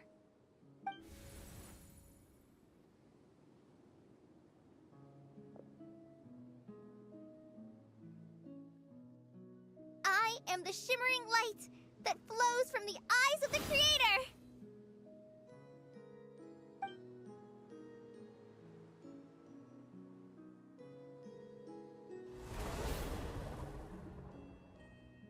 It's a song composed by the goddess of flowers, but very few records of it remain, even in historical texts.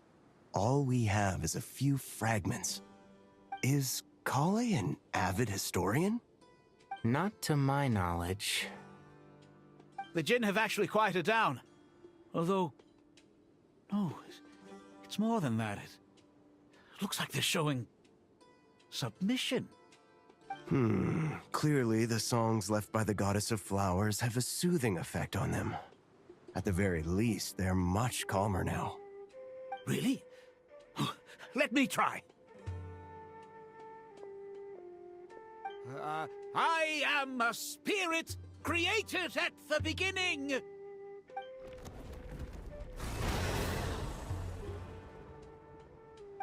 Don't stay away! I'll stop! I'll stop! It seems like the song only works when Kale recites it. But why? Kale.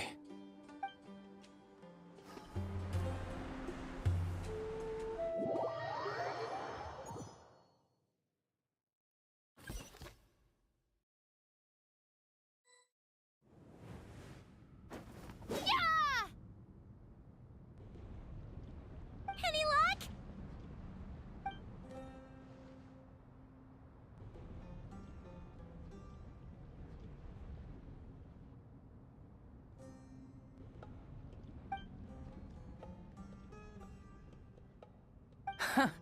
When I heard that loud rumbling in the distance, I thought the shifting sands had bust open the gates to some ancient treasure vault.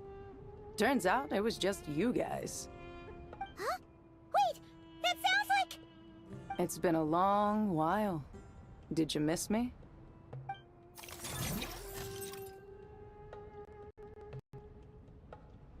Jet! Ben! Let's save the catching up for later. First, I gotta get you guys out of there. This should be the right mechanism. Ben, can you handle it?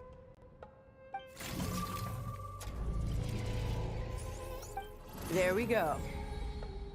Come on, let's leave this place.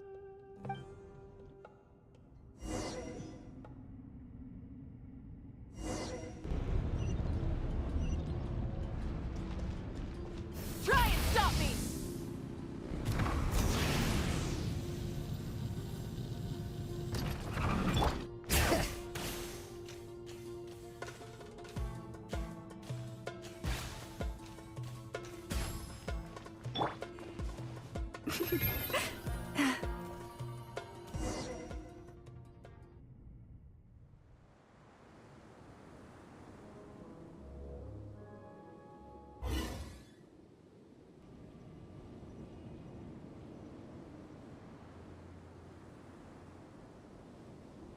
Huh! Those Fatui sure made themselves scarce. It's like they were never here. The Fatui? They came to the desert again? Yep. No idea what they're planning this time. They were being very coy about it. How have you been, Jet? Well, since we last met, I've started my own band of mercs. We've actually made quite a name for ourselves. Oh, yeah. On a slightly different note, I have some good news. I finally took care of Masaira. Not much to write home about. It was just another day. Found his hideout. Dragged him out of his cozy little bed. He tried to talk me into seeing his point of view, as usual. But I'm way past that by now. There was nothing he could say to save his life. What about you guys? Bet you'd forgotten all about me and Ben, huh? Of course not! We're super duper best friends!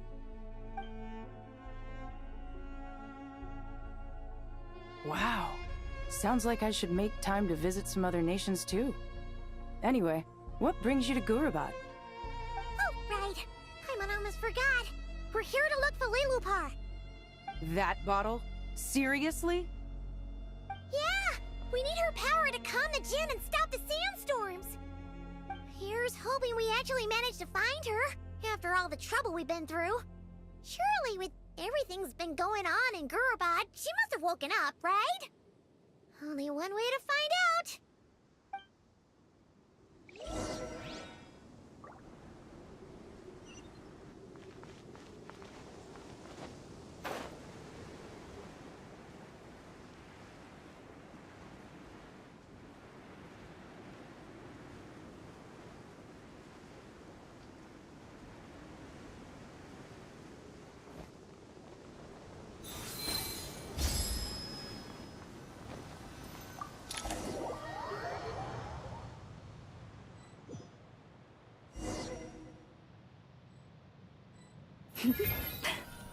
Let's see. Aha! Found her!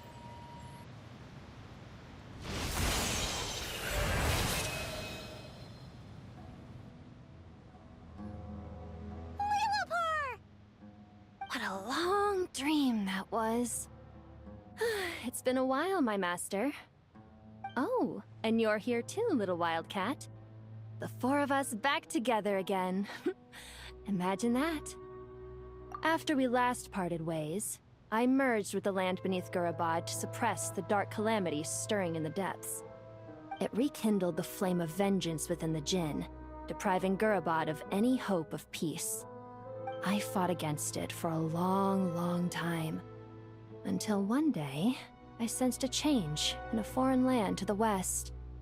Suddenly, the pitch-black abyss fell silent.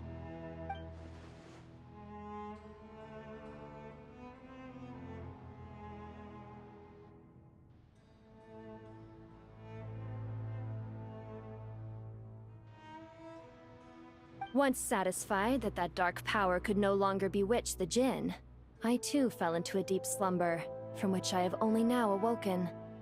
Why have you returned to Gurabad, my master? And why is my sand-swept homeland in disarray once more? Well, basically, Sumeru's in danger and a lot of our friends are affected. Some bad guys messed around with Irminsul and now they've released the Jinn in here. We managed to chase off the culprits, but we have no idea how to seal this place back up and stop the sandstorms. Child's play. I shall quell the Jinn and scatter the storms. Thank you, Lilupar. No need to thank me, my master. I have granted many wishes in my time, and this was the most trivial of them all.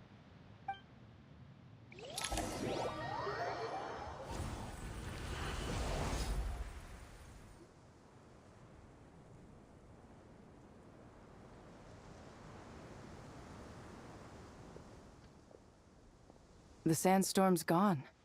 The sun shines bright again.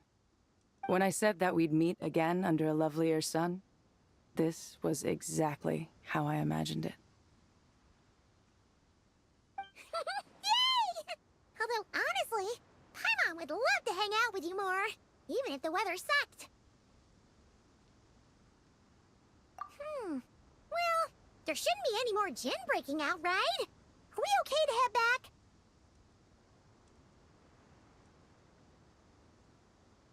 Sounds good. You can introduce us to your other friends. Another adventure begins. Lovely.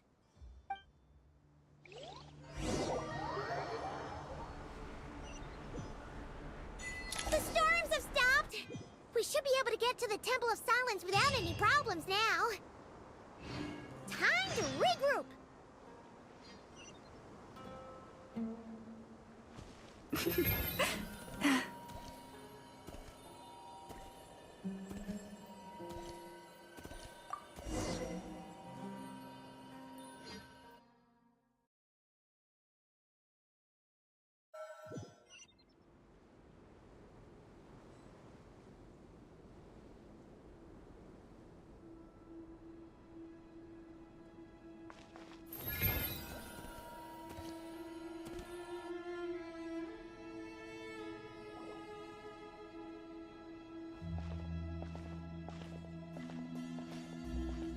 So, this is the Temple of Silence.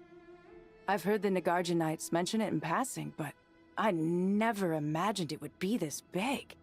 It's colossal. I thought the temple moved to the rainforest ages ago. When did they scamper back into the desert? I don't know. This plan sounds a little too risky for my liking. Even in King Deshret's day, this was experimental technology. We have no idea what could happen if we activate it. Well, unless you know of another viable alternative for the Akasha terminal, I'm afraid this is our only option. The plan is sound, and the risks are manageable.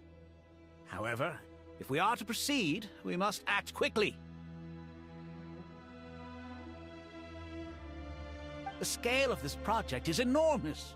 Even with Carvey, Faruzan, and every other scholar of mechanics working on it full-time, the proposed modifications won't happen overnight.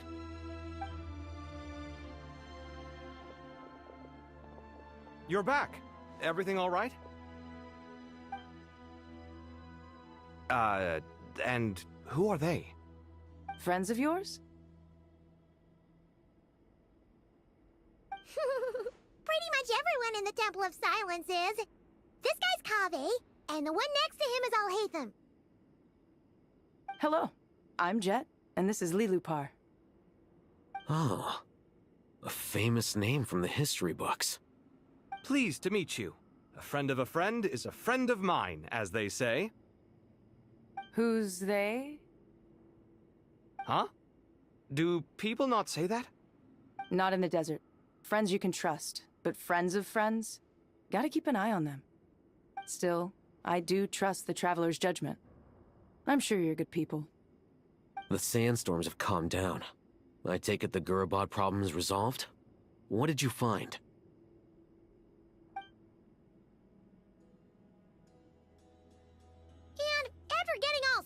happy with us, he trapped us there. Luckily, Jet used the mechanism outside to free us, and then we got Lilupar to put a stop to the chaos. Wow. Thanks for being there to help them.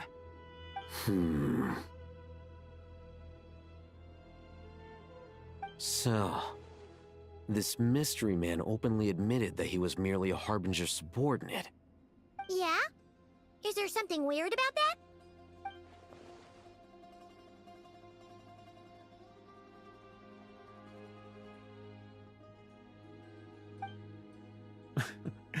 I assume you aren't naive enough to expect answers from an enemy. Well deduced. Our commander, Dottore, died in Nordcry.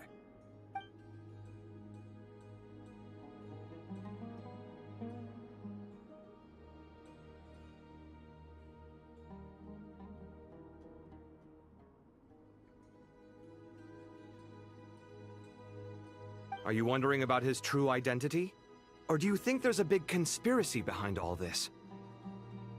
I wouldn't go as far as to call it a conspiracy. Just the simple fact that having someone to shift the blame on tends to prove useful should trouble come knocking later. The most important thing for now is to solve the immediate problem. Perhaps that man knew you wouldn't have the resources to investigate his background and so didn't put much effort into disguising himself.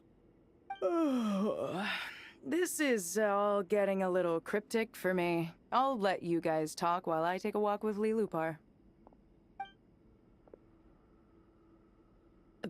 Jet? Aren't you with the Blazing Beasts?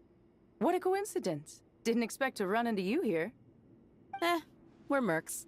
You can run into us anywhere. Who's this with you?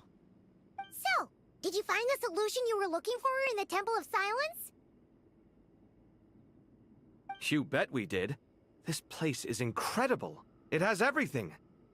So far, we've discussed a plan and verified its feasibility. Building a new system from scratch is out of the question. So our only option is to modify the Akasha using certain resources we hope to find in the mausoleum of King Deshret. According to certain sources in the Temple of Silence, there is a core device in King Deshret's mausoleum known as Aru. Little is known about this device in academic circles, which suggests it was hidden quite effectively. If these sources prove correct, the energy contained within Aru may be sufficient to power our Akasha renovation plan. However, this raises difficult questions regarding technological integration. The sages are still debating it. Yeah, but I'm sure they'll reach a compromise once they've argued it out. The people of the rainforest are always cautious when it comes to desert technology.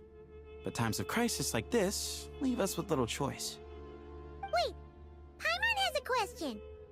Is this the same Aru we've heard of before? It's sealed off, right? Some sort of prison where the Goat King, Ibis King, and Crocodile King are locked up. Well remembered. Yes, that's exactly right. According to our records, Aru was the most brilliant creation King Deshret ever conceived of. Built by divine and mortal artisans working together. It was a miraculous accomplishment, and it lies hidden deep within the king's mausoleum to this day. That being said, what Aru actually does and why it was built, those are deep secrets we are not privy to. Until recently, I wouldn't have been optimistic that the place even exists. The only reason I'm inclined to believe it now is because we heard it from the Ibis King Thoth himself at his temple. The tale of how the 3 retainers of Al-Akhmar were imprisoned in Aru. Paimon totally gets that. When Paimon first heard about it, she thought it sounded pretty unbelievable too. Do you guys still remember that? The Ibis King told us they were trapped in Aru and that they had to answer 3 questions to get out. I think I remember. What causes our rise and fall? What obliterates love and hate?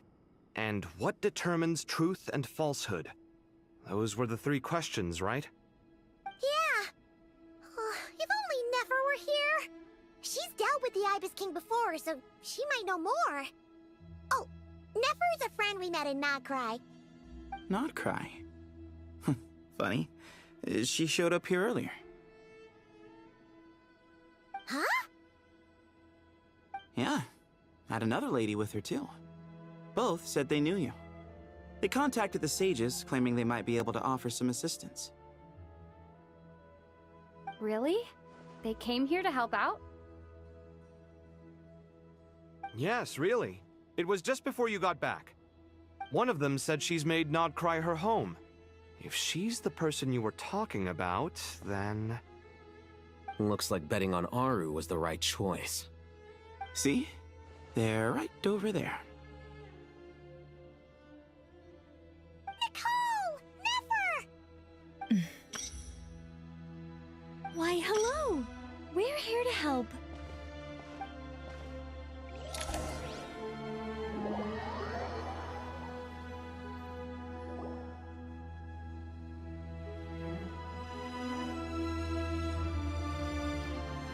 It's a good thing we left early.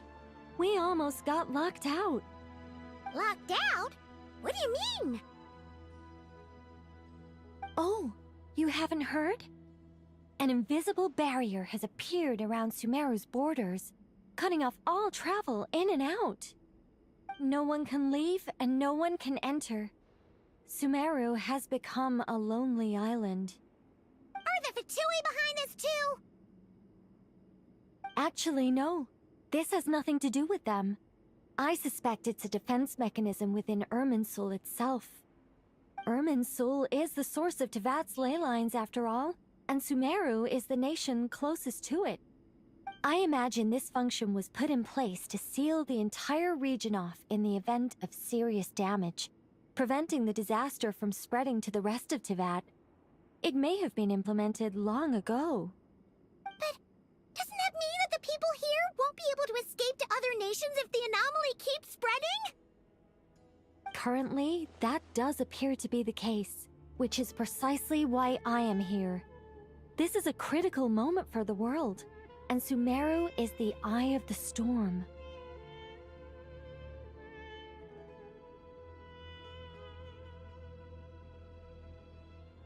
Paimon's surprised you managed to convince her to come back to Sumeru. Indeed. Even for someone of my wisdom and eloquence, this tested my skills to the limit. And why should it concern me that Sumeru's in trouble? Surely you don't think I still have feelings for that place? Judging by your tone, I suppose you don't. Sounds like you don't know much about my past.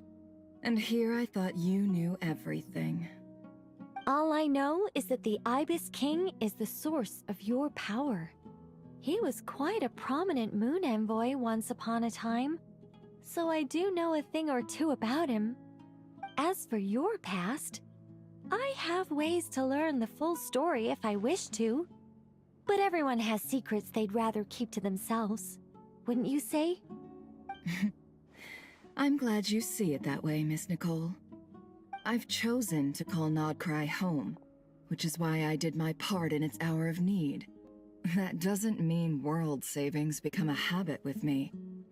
I have no particular desire to play hero in Sumeru, thank you. I understand. Human emotions do not appear and disappear without cause. There is always a reason to be found behind both salvation and destruction. Still, if time has taught me anything, it's that human emotions are often complex and in conflict. That's why people change their minds about things all the time. But that's where we angels come in. Our duty, ultimately, is to guide people towards their deepest, truest desires and help bring them to fruition. So I wish to hear about your past, because I do not believe you are motivated by hatred alone. And if we still arrive at different conclusions in the end, that's okay.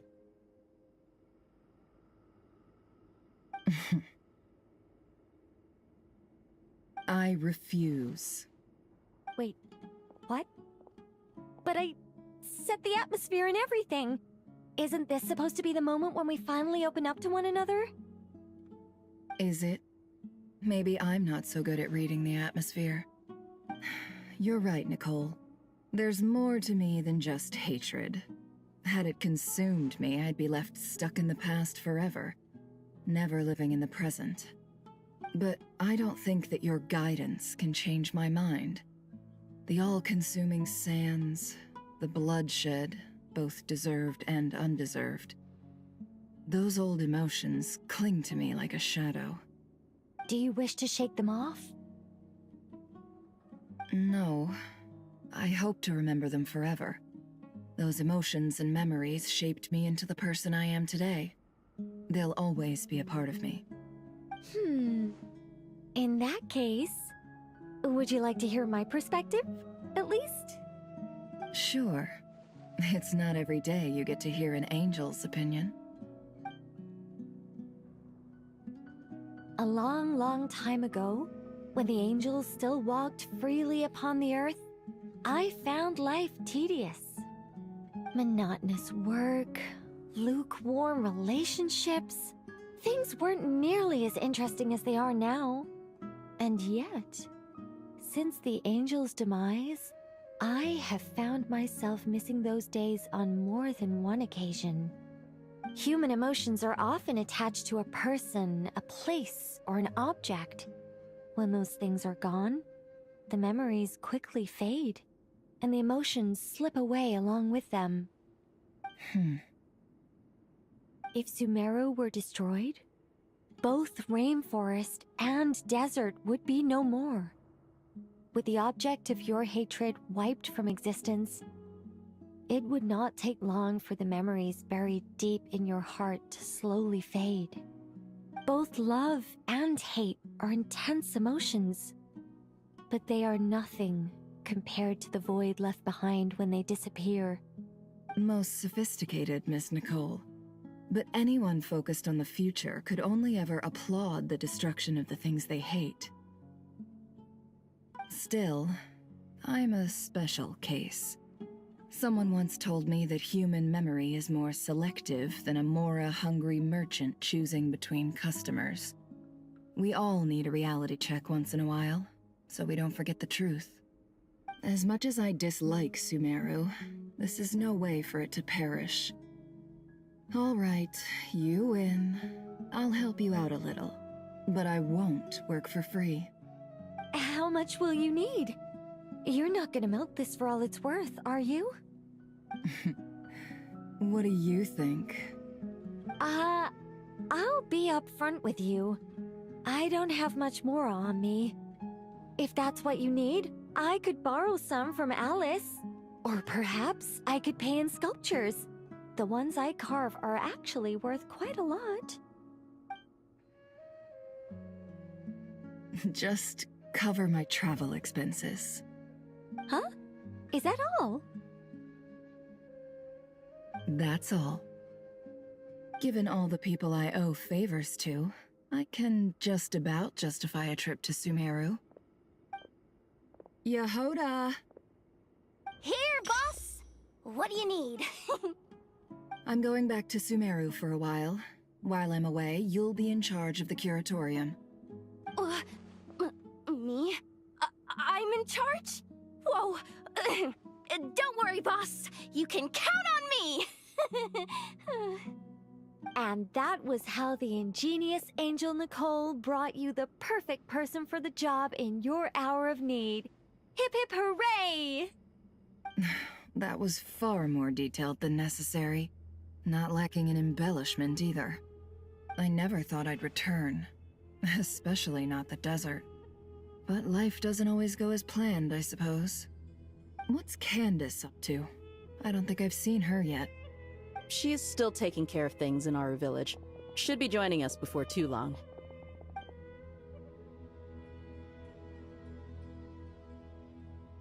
Oh, and sorry. Hope we're not interrupting anything. We have some good news, though. We're planning to go to the mausoleum of King Deshret to look for the legendary Aru, then use it to try and restore the Akasha system. According to records in the Temple of Silence, the mausoleum houses something called Aru's Chute, which can be used to establish connection with Aru. We still have some time before we leave, so there's no rush. By the way, who are these two new faces? Just call me Nefer. I'm based in Nodcry. Did I hear you mention Aru? Correct. Well, I happen to have a connection with one of the 3 retainers imprisoned inside, the Ibis King. I'm here to get things done, so if you don't mind, I think I should come with you. That sounds perfect. Miss Nefer, are you from the desert by any chance? Why do you ask? I don't know. There's a familiar air about you. Plus, you mentioned Candace. Sorry, I don't mean to pry. It was just a random thought. I'm Dia, an eremite mercenary. My work usually keeps me out in the desert. I'm on good terms with Dory, and she's mentioned you all before. It's nice to finally put faces to the names. However, my associate here is probably less well acquainted with you. Why don't you all introduce yourselves? Actually, I'm a little better acquainted than you might think.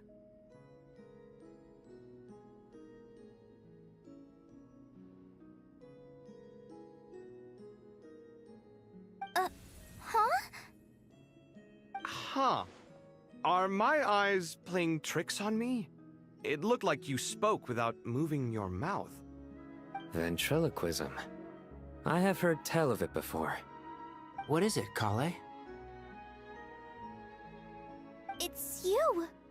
You're the voice who's been speaking in my head, aren't you? You encouraged me to report my dreams to the General Archon, and got me to recite that magic prayer. I have many titles, but let's go with the most pertinent one. I am Nicole Rain, an angel who has lived since ancient times. An angel? Sounds like a big deal, but, what exactly is an angel? Oh, Well, we're a rather long-living race of beings. Not gods, technically, but we can still tell you a lot of stories from ancient history. Yep, and she's also an amazing sculptor. You could say she's a real creative type. Well, ma'am, if both the Traveler and Paimon give you rave reviews, you must be pretty impressive. Oh, please don't call me ma'am. I find it so awkward when people get too formal with me. Just relax and be yourselves. No need to be nervous. Miss Nicole, if it's okay, could I ask you a few questions? Yes, you may. I can see your heart is filled with confusion, and you are desperate for answers. I also know which questions you want to ask me. Why did you dream of Sumeru City in disarray? Why did those verses soothe the Jinn only when recited by you? I can guide you to the truth, but it involves a personal secret of yours. I'd prefer to speak with you alone, if possible.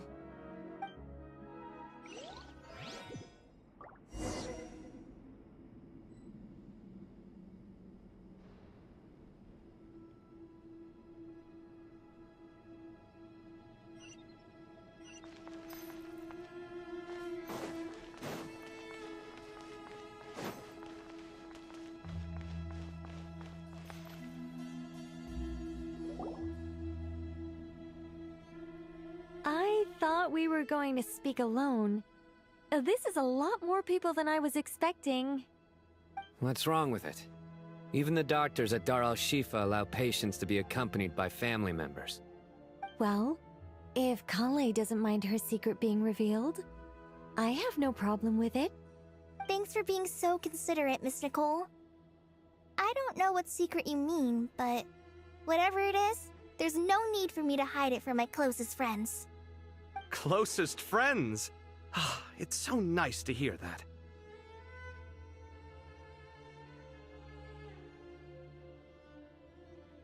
All right.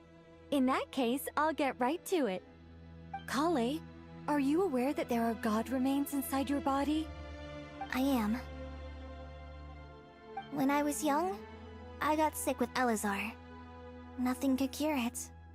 The Fatui convinced my mom and dad that they could help, and I was sent to an unfamiliar place. There were a lot of other kids just like me there. This creepy guy injected us with some strange medicine, which I heard contained god remains. I can still remember the pain like it was yesterday. But thanks to the friends who've stuck by me all this time, I've gradually been able to overcome those memories. Anyway, so you're saying that what happened to me has something to do with the god remains they injected me with? Yes. Those were the remains of Nabu Malikata, the goddess of flowers. What? Huh. Fascinating. You don't seem surprised like the rest of us. Why? The possibility crossed my mind when Kale recited the Goddess of Flowers song and calmed the Jinn. You made Paimon jump! What are you doing here, Lilupar?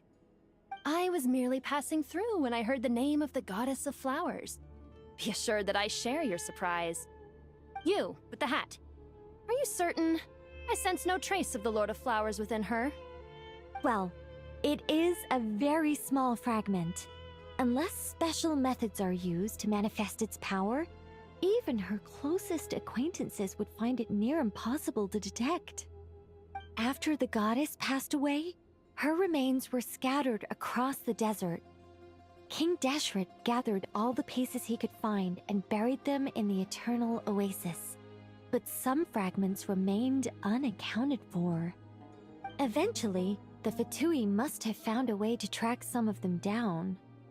Presumably for use in some experiment.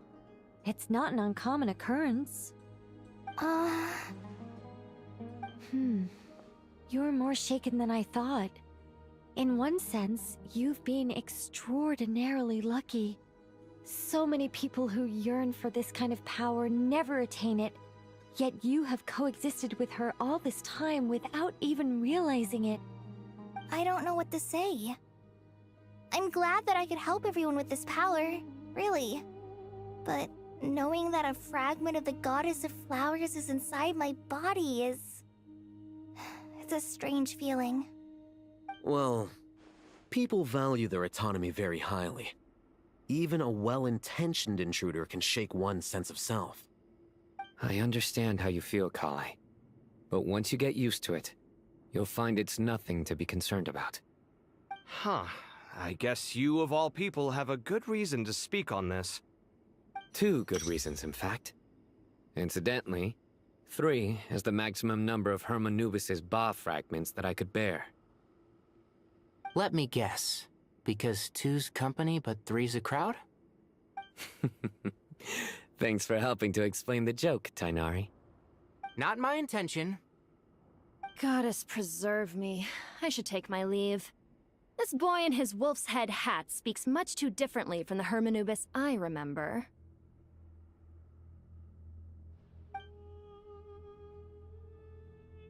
Kale, all I'm trying to say is, no matter how many Hermanubis fragments there are within me, you wouldn't think of me as Hermanubis.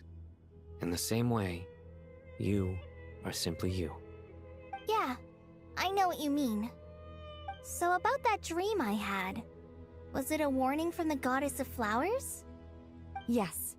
Just like me, she was an angel created by the primordial humans, born with the instinct to guide living beings. Though her body and soul have perished, her essence retains its natural instincts. Even her smallest remaining fragments would do their utmost to send you that warning. The Mother of Dreams? Lord of Flowers and Oases? She must have had a premonition.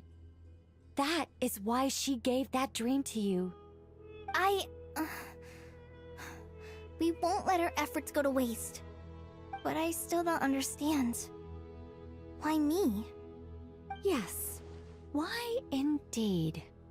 You weren't the only one injected with god remains, but only in you have her fragments persisted. I suspect it may be because of the firm will you showed in the face of suffering. She was likely assimilated by that will. Of course, this doesn't mean you have to shoulder any extra responsibility. As this young man said, you are who you are, and that will not change. All right. Any further questions from the family members of the patient? If not, we should head to the mausoleum of King Deshret. Let's move out. Time to put our plan into action. We all hope it'll work. But will we really be able to open Aru? And even if all 7 pillars of King Deshret agree to let us proceed, the scale of the work to follow is daunting, to say the least. Haven't you handled other big projects before? I mean, the biggest project I've worked on to date is probably the Palace of Alcazarzaray, I guess? But this is orders of magnitude beyond that. It's a total nightmare. Look on the bright side. At least this time you're actually here when Sumeru needs you most. You won't have to come asking me for details after the fact. Mock me all you want. But now that I'm here, things will be resolved far more quickly and smoothly than last time. Kave's self-doubt disappeared in an instant. Like magic. Well, this confidence is most gladdening. Now, go and pack your things. We'll head to the mausoleum as soon as you're ready.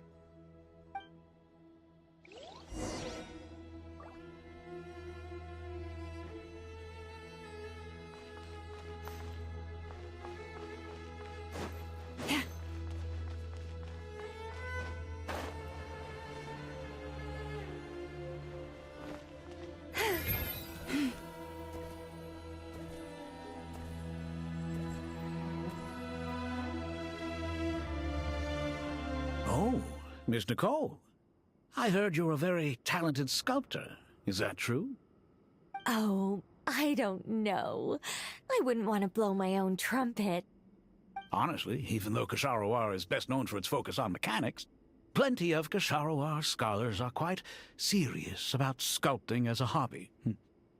So if they rate your work, that's enough for us. We just have to take a look. Who's we? Myself and a few other scholars.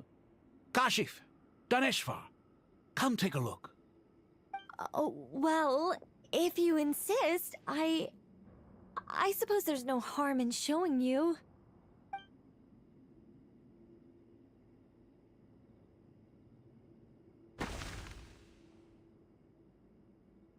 Whoa! Where did that come from? Look at the level of detail. It's so lifelike. The squirrel descends from the heavens like a champion, and the earth trembles beneath its feet. What do you think? Striking, isn't it? Kave? Kave, come here for a sec. Oh, and Madame Faruzan, didn't you used to study in our darshan? Come take a look. All right, but hang on a moment. I have to finish reviewing this proposal first. You called? What is it, youngster? This squirrel statue. Isn't it cute? Oh, a squirrel. I wouldn't say cute per se. The realism is what stands out to me. Were you trying to carve a statue of a hero, young lady? Oh, a hero? I suppose so. Actually, I didn't really have a specific theme in mind. I just started working on it, and this is how it turned out. I see. Well, do you tend to read novels about heroes in your spare time? As a matter of fact, I do quite enjoy those. Everyone loves a good tale of daring do, right? Then perhaps the statue represents the heroic tale you long to see deep down inside. Also on the subject of heroism, I feel that if the subject posed with a finger raised towards the heavens, it would lend a greater gravitas to the overall image. I'm sure some would call it cliché or old-fashioned, but not me. I think it would be a perfect fit. It has a certain classical beauty about it. Kave! Sorry, Madame Faruzan, I'm a little busy right now. Don't wait up for me. What a pity. That young man has excellent aesthetic tastes. I was hoping to ask him for his opinion. What a genius idea! Why didn't I think of that? Classical beauty is a great direction to explore. That's it. Once I get back, I'm going to sculpt a heroic squirrel pointing its finger towards the sky. Precisely. A declaration of victory. You understand my vision. Then place the two statues face to face. Yes! That's exactly what I was thinking. It'll be a masterpiece. Miss... I'm sorry. I didn't catch your name. Just call me Nicole. Madam Faruzan? Was it? What? Oh, no. That wouldn't be right. Why ever not? Madam is a state of mind cultivated from within. Anyone may call me Madam if they so desire. My dear Miss Nicole, once we make it through these trying times, should we have the pleasure of meeting again, I shall look forward to seeing your new work. In this day of age, it's rare to find people with an appreciation for classical aesthetics. Meeting you was truly a pleasant surprise. Honestly, I feel the same way. It's been a long time since I met anyone interested in this style of statue.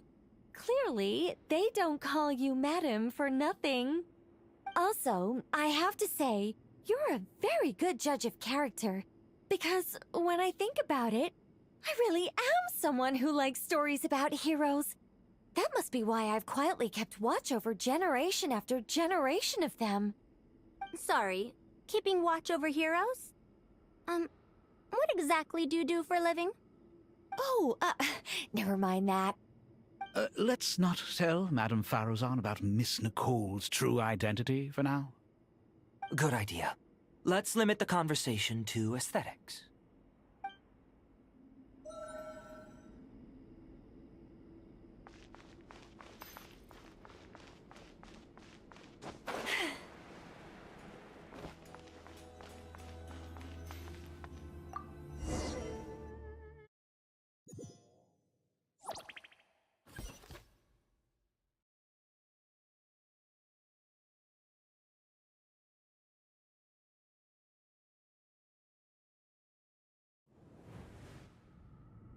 I hope everyone's ready.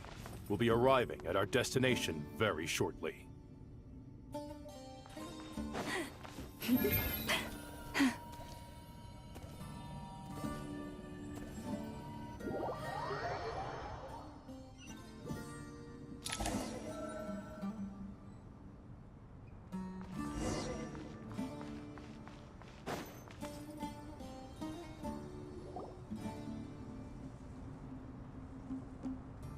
Why, we've not seen so many visitors ever, really.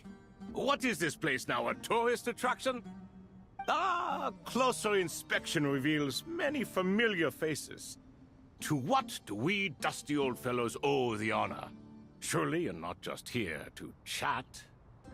You surmise correctly. We are here to carry out a rather enormous project. Ho, enormous, you say? How large, then? Larger than the gaping void in our lives? Why, you've even put a smile on Goatee and Crocco's faces. All this activity is making for quite the special day.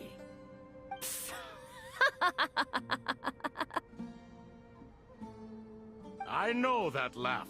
Lilipar, what on earth are you doing here? Oh, this is hilarious. Turns out good things really do come to those who wait. As long as you stay alive long enough. When did you three get locked up in here? And still you act all high and mighty, putting on a show for the younglings. Truly hysterical. Why, you... Yes, I know, no need to shout. You're right, Lilipar. Goatee, Crocco, and I all have the same problem. But didn't King Deshret seal you away? How did you break free, and how did you get in here? Who knows? Perhaps you can ask my master one day, should you ever get the chance. Behold, the executioners of old. Some have turned into fragments residing in human bodies, and others are imprisoned eternally, leaving not a single shard behind. It's almost tragic, watching lowly prisoners like you act all self-important. Curiosity gnaws at you, doesn't it? Your interest in the outside world threatens to burst you at the seams. Turf. I'm starting to take a liking to this magic bottle lady. Time is of the essence. Let's get down to business. We come to you, O three ancient lords, to request your assistance on behalf of the Academia. If we can help you regain your freedom, then please consider lending us your aid. As for precisely what we need your help with, it's a long story. So, to demonstrate our sincerity, we are prepared to first resolve the problems that plague the three of you. All right, stop arguing, Croco. And Goatee, don't you start. What's the harm in letting her speak? It's not worth getting so angry about. Forget about her. The three questions are the crucial thing here. But do you really have a way to answer them? You once answered the final question, Nefer, but the seal did not open. Unless, with the passage of time, you have found a new answer? You could say so. When you first asked me what determines truth and falsehood, my answer was a liar's soul. Liars are the best at seeing through the falsehoods of the world. But if you want them to tell you the truth, you have to reach their soul. I think that makes sense. I found it quite compelling myself, and I told Nefer so. Unfortunately, it brought us no closer to liberation. Well, that's simply because it was my answer, not the one King Deshret was looking for. Can you guess which answer Al-Ahmar wanted then? Time. And that's not only the answer to the final question, it's the answer to all three of them.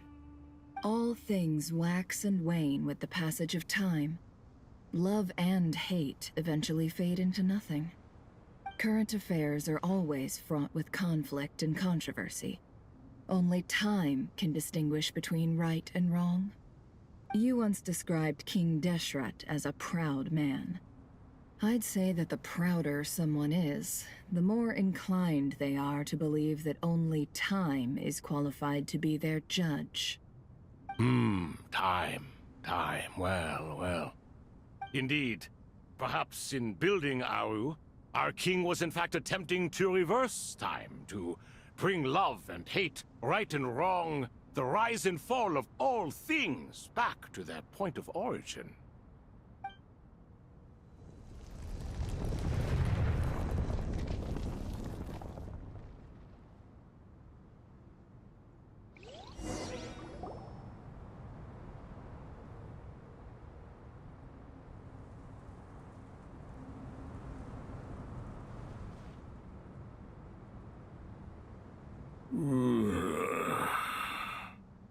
This is the most eventful day I have experienced in a long time.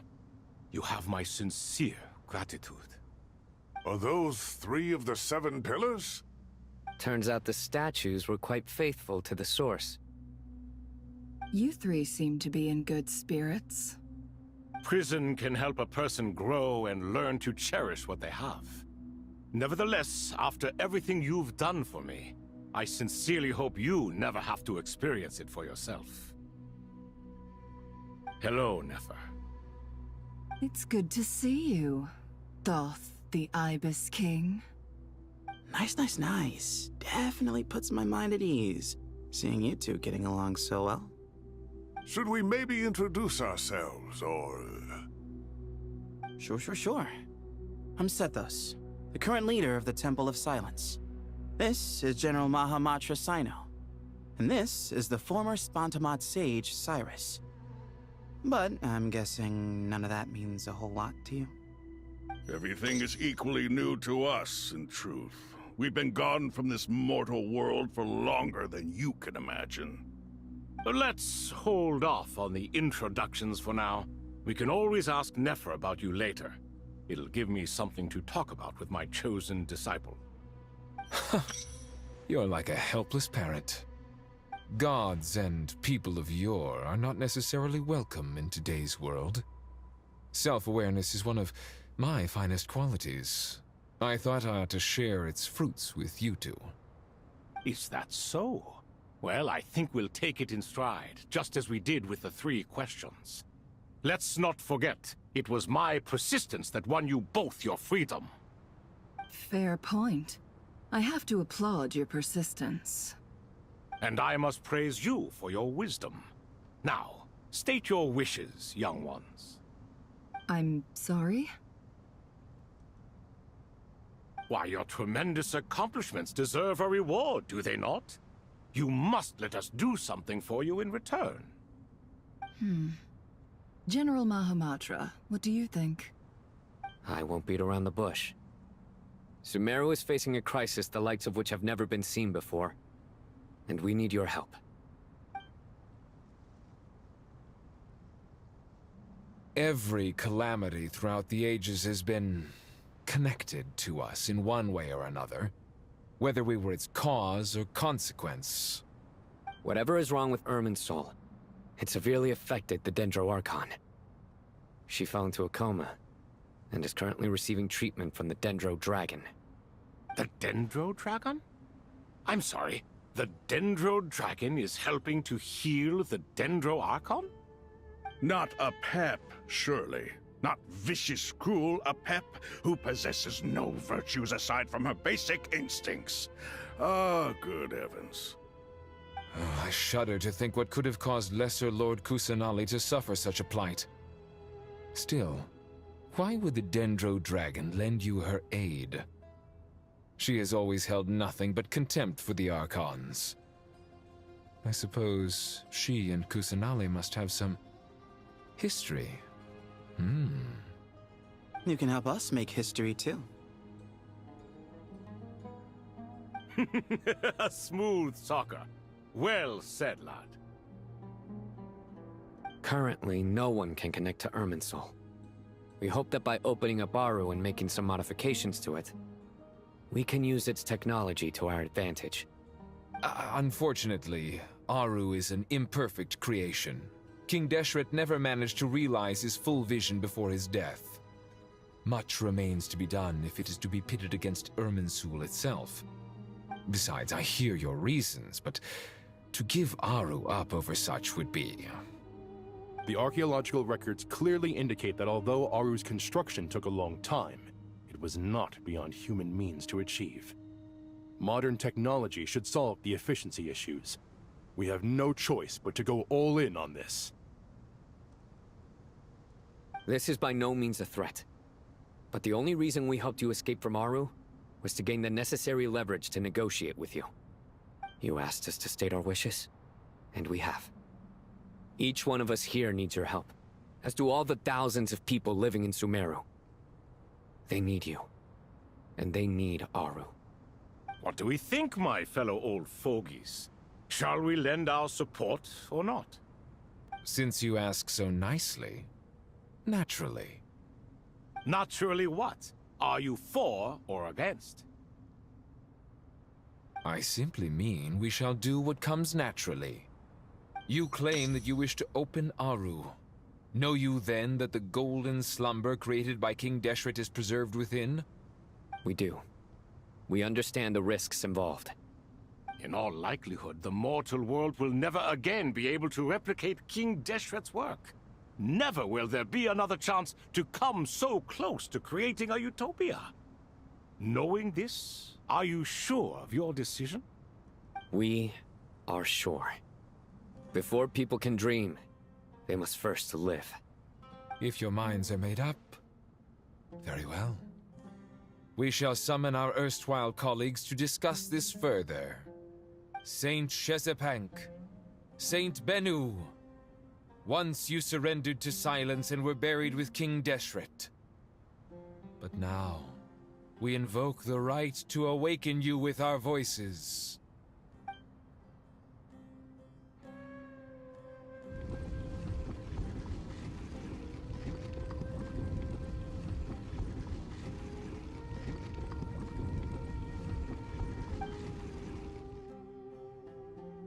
Saint Bennu, responding to your call. 3 kings detected. Initiating autonomous will. Saint Shezbank, responding to your call. 3 kings detected. Initiating autonomous will. Ah, Lord Herreshoff. What a long time it has been. I trust you are keeping well. Then your trust in my well-being has long outlived your physical body. You have always opened with that same phrase, in life, death, and now even beyond. Al-Akmar is long gone. What is the reason for this meeting? You're awake? Good. We are voting on whether to give the people of present-day Sumeru access to Aru and permit them to perform technological renovations. You have the right to support or oppose the motion. Aru is the pride of Al-Ahmar. Opening Aru requires the unanimous consent of the Seven Pillars. I hope you have a convincing reason to present to us. Sumeru is currently in the midst of a major calamity. Let us not forget that while Al-Ahmar was a stern ruler, he was also a teacher of wisdom. A god without his people shall cease to exist, and King Deshret's greatest wish was to provide protection for his people. Let us then honor our God King's wishes as we consider our decision. I do not mean to mock these proceedings, but what is the point of a unanimous vote when we know that the last of the Seven Pillars, the Dendro Dragon Apep, will never communicate with us? This will no doubt surprise your mechanical mind, and I have no intention of trying to persuade you it is true. But Apep is, in fact, healing the Dendro Archon as we speak. Huh? Can someone attest to this? Do we have any proof? I ask the three kings, can any of you vouch for the truth of this claim? Naturally, the Ibis King, Thoth. What?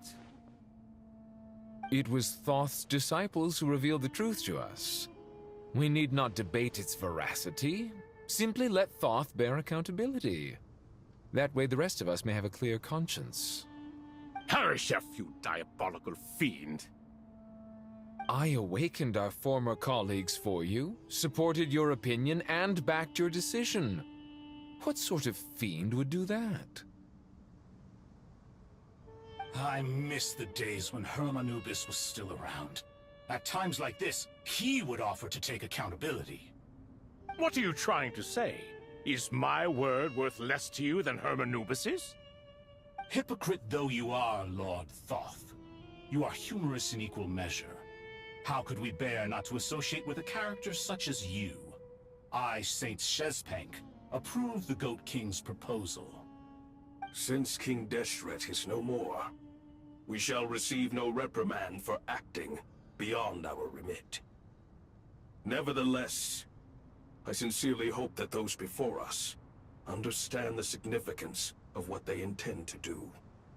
Remember, the moment that Aru is liberated, the myriad souls residing within the Golden Slumber will return to the ley lines.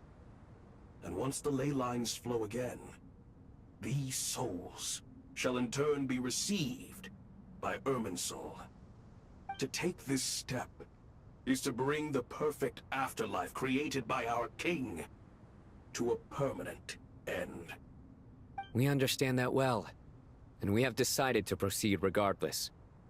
Furthermore, the contemporary human perspective would contend that confining souls in this way is no act of benevolence. The deceased have a right to rest in peace.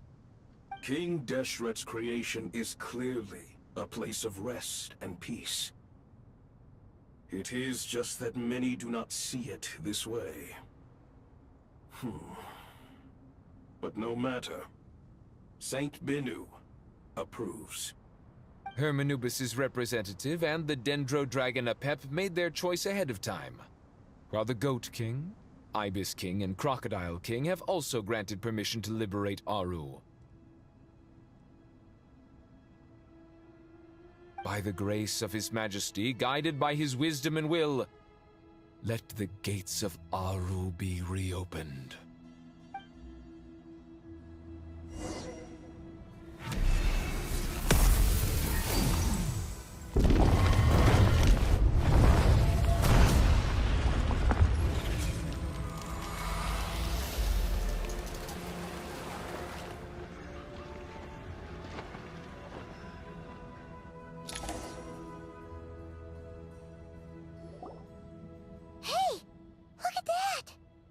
What's this? Are we under attack?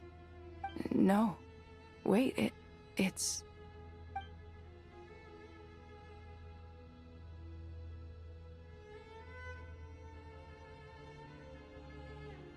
Here you are. Through the sands of time, I see you. Father. Father, is it really you? It's Jet's father, Jibriel! That's right! He entered the Golden Slumber, didn't he? I smell blood and sand on you. You've grown, strong as a wild beast, and without shedding a tear. You have to leave, don't you? Please, just answer me this. What should I do for you? This meeting is a blessing from the gods. My soul, once imprisoned along with that of Semail, is finally free. I am truly grateful for the chance to see you again. That the dead should meet the living is itself a miracle. One brief, precious moment is enough. Enough to set my heart at ease. Do not weep for me, Jet. I know you will accomplish many great things in your life. You will go further and climb higher than I ever did. All I ask is that you take good care of yourself.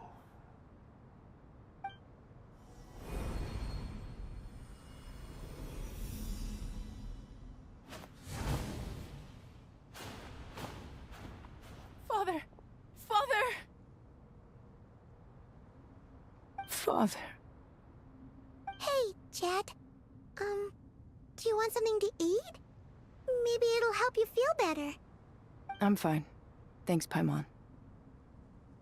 It was just a little sudden. The chance to see my father again meant the world to me. He was trapped in the Golden Slumber for our sake. And now, after all this time, he can finally rest in peace. I'm glad. It's a huge relief. You've grown strong, Jet. More than enough to fend for yourself. Yeah. I'll leave the past in my memory where it belongs. My family, the good times and the bad. Goodbye, Father.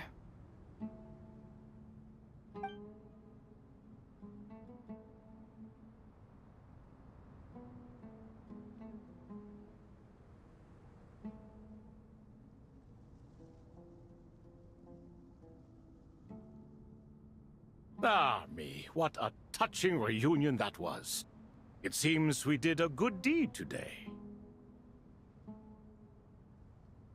We three retainers, once imprisoned for our iniquity, are surely the least qualified to judge whether this deed is good or bad. Either way, Aru is open.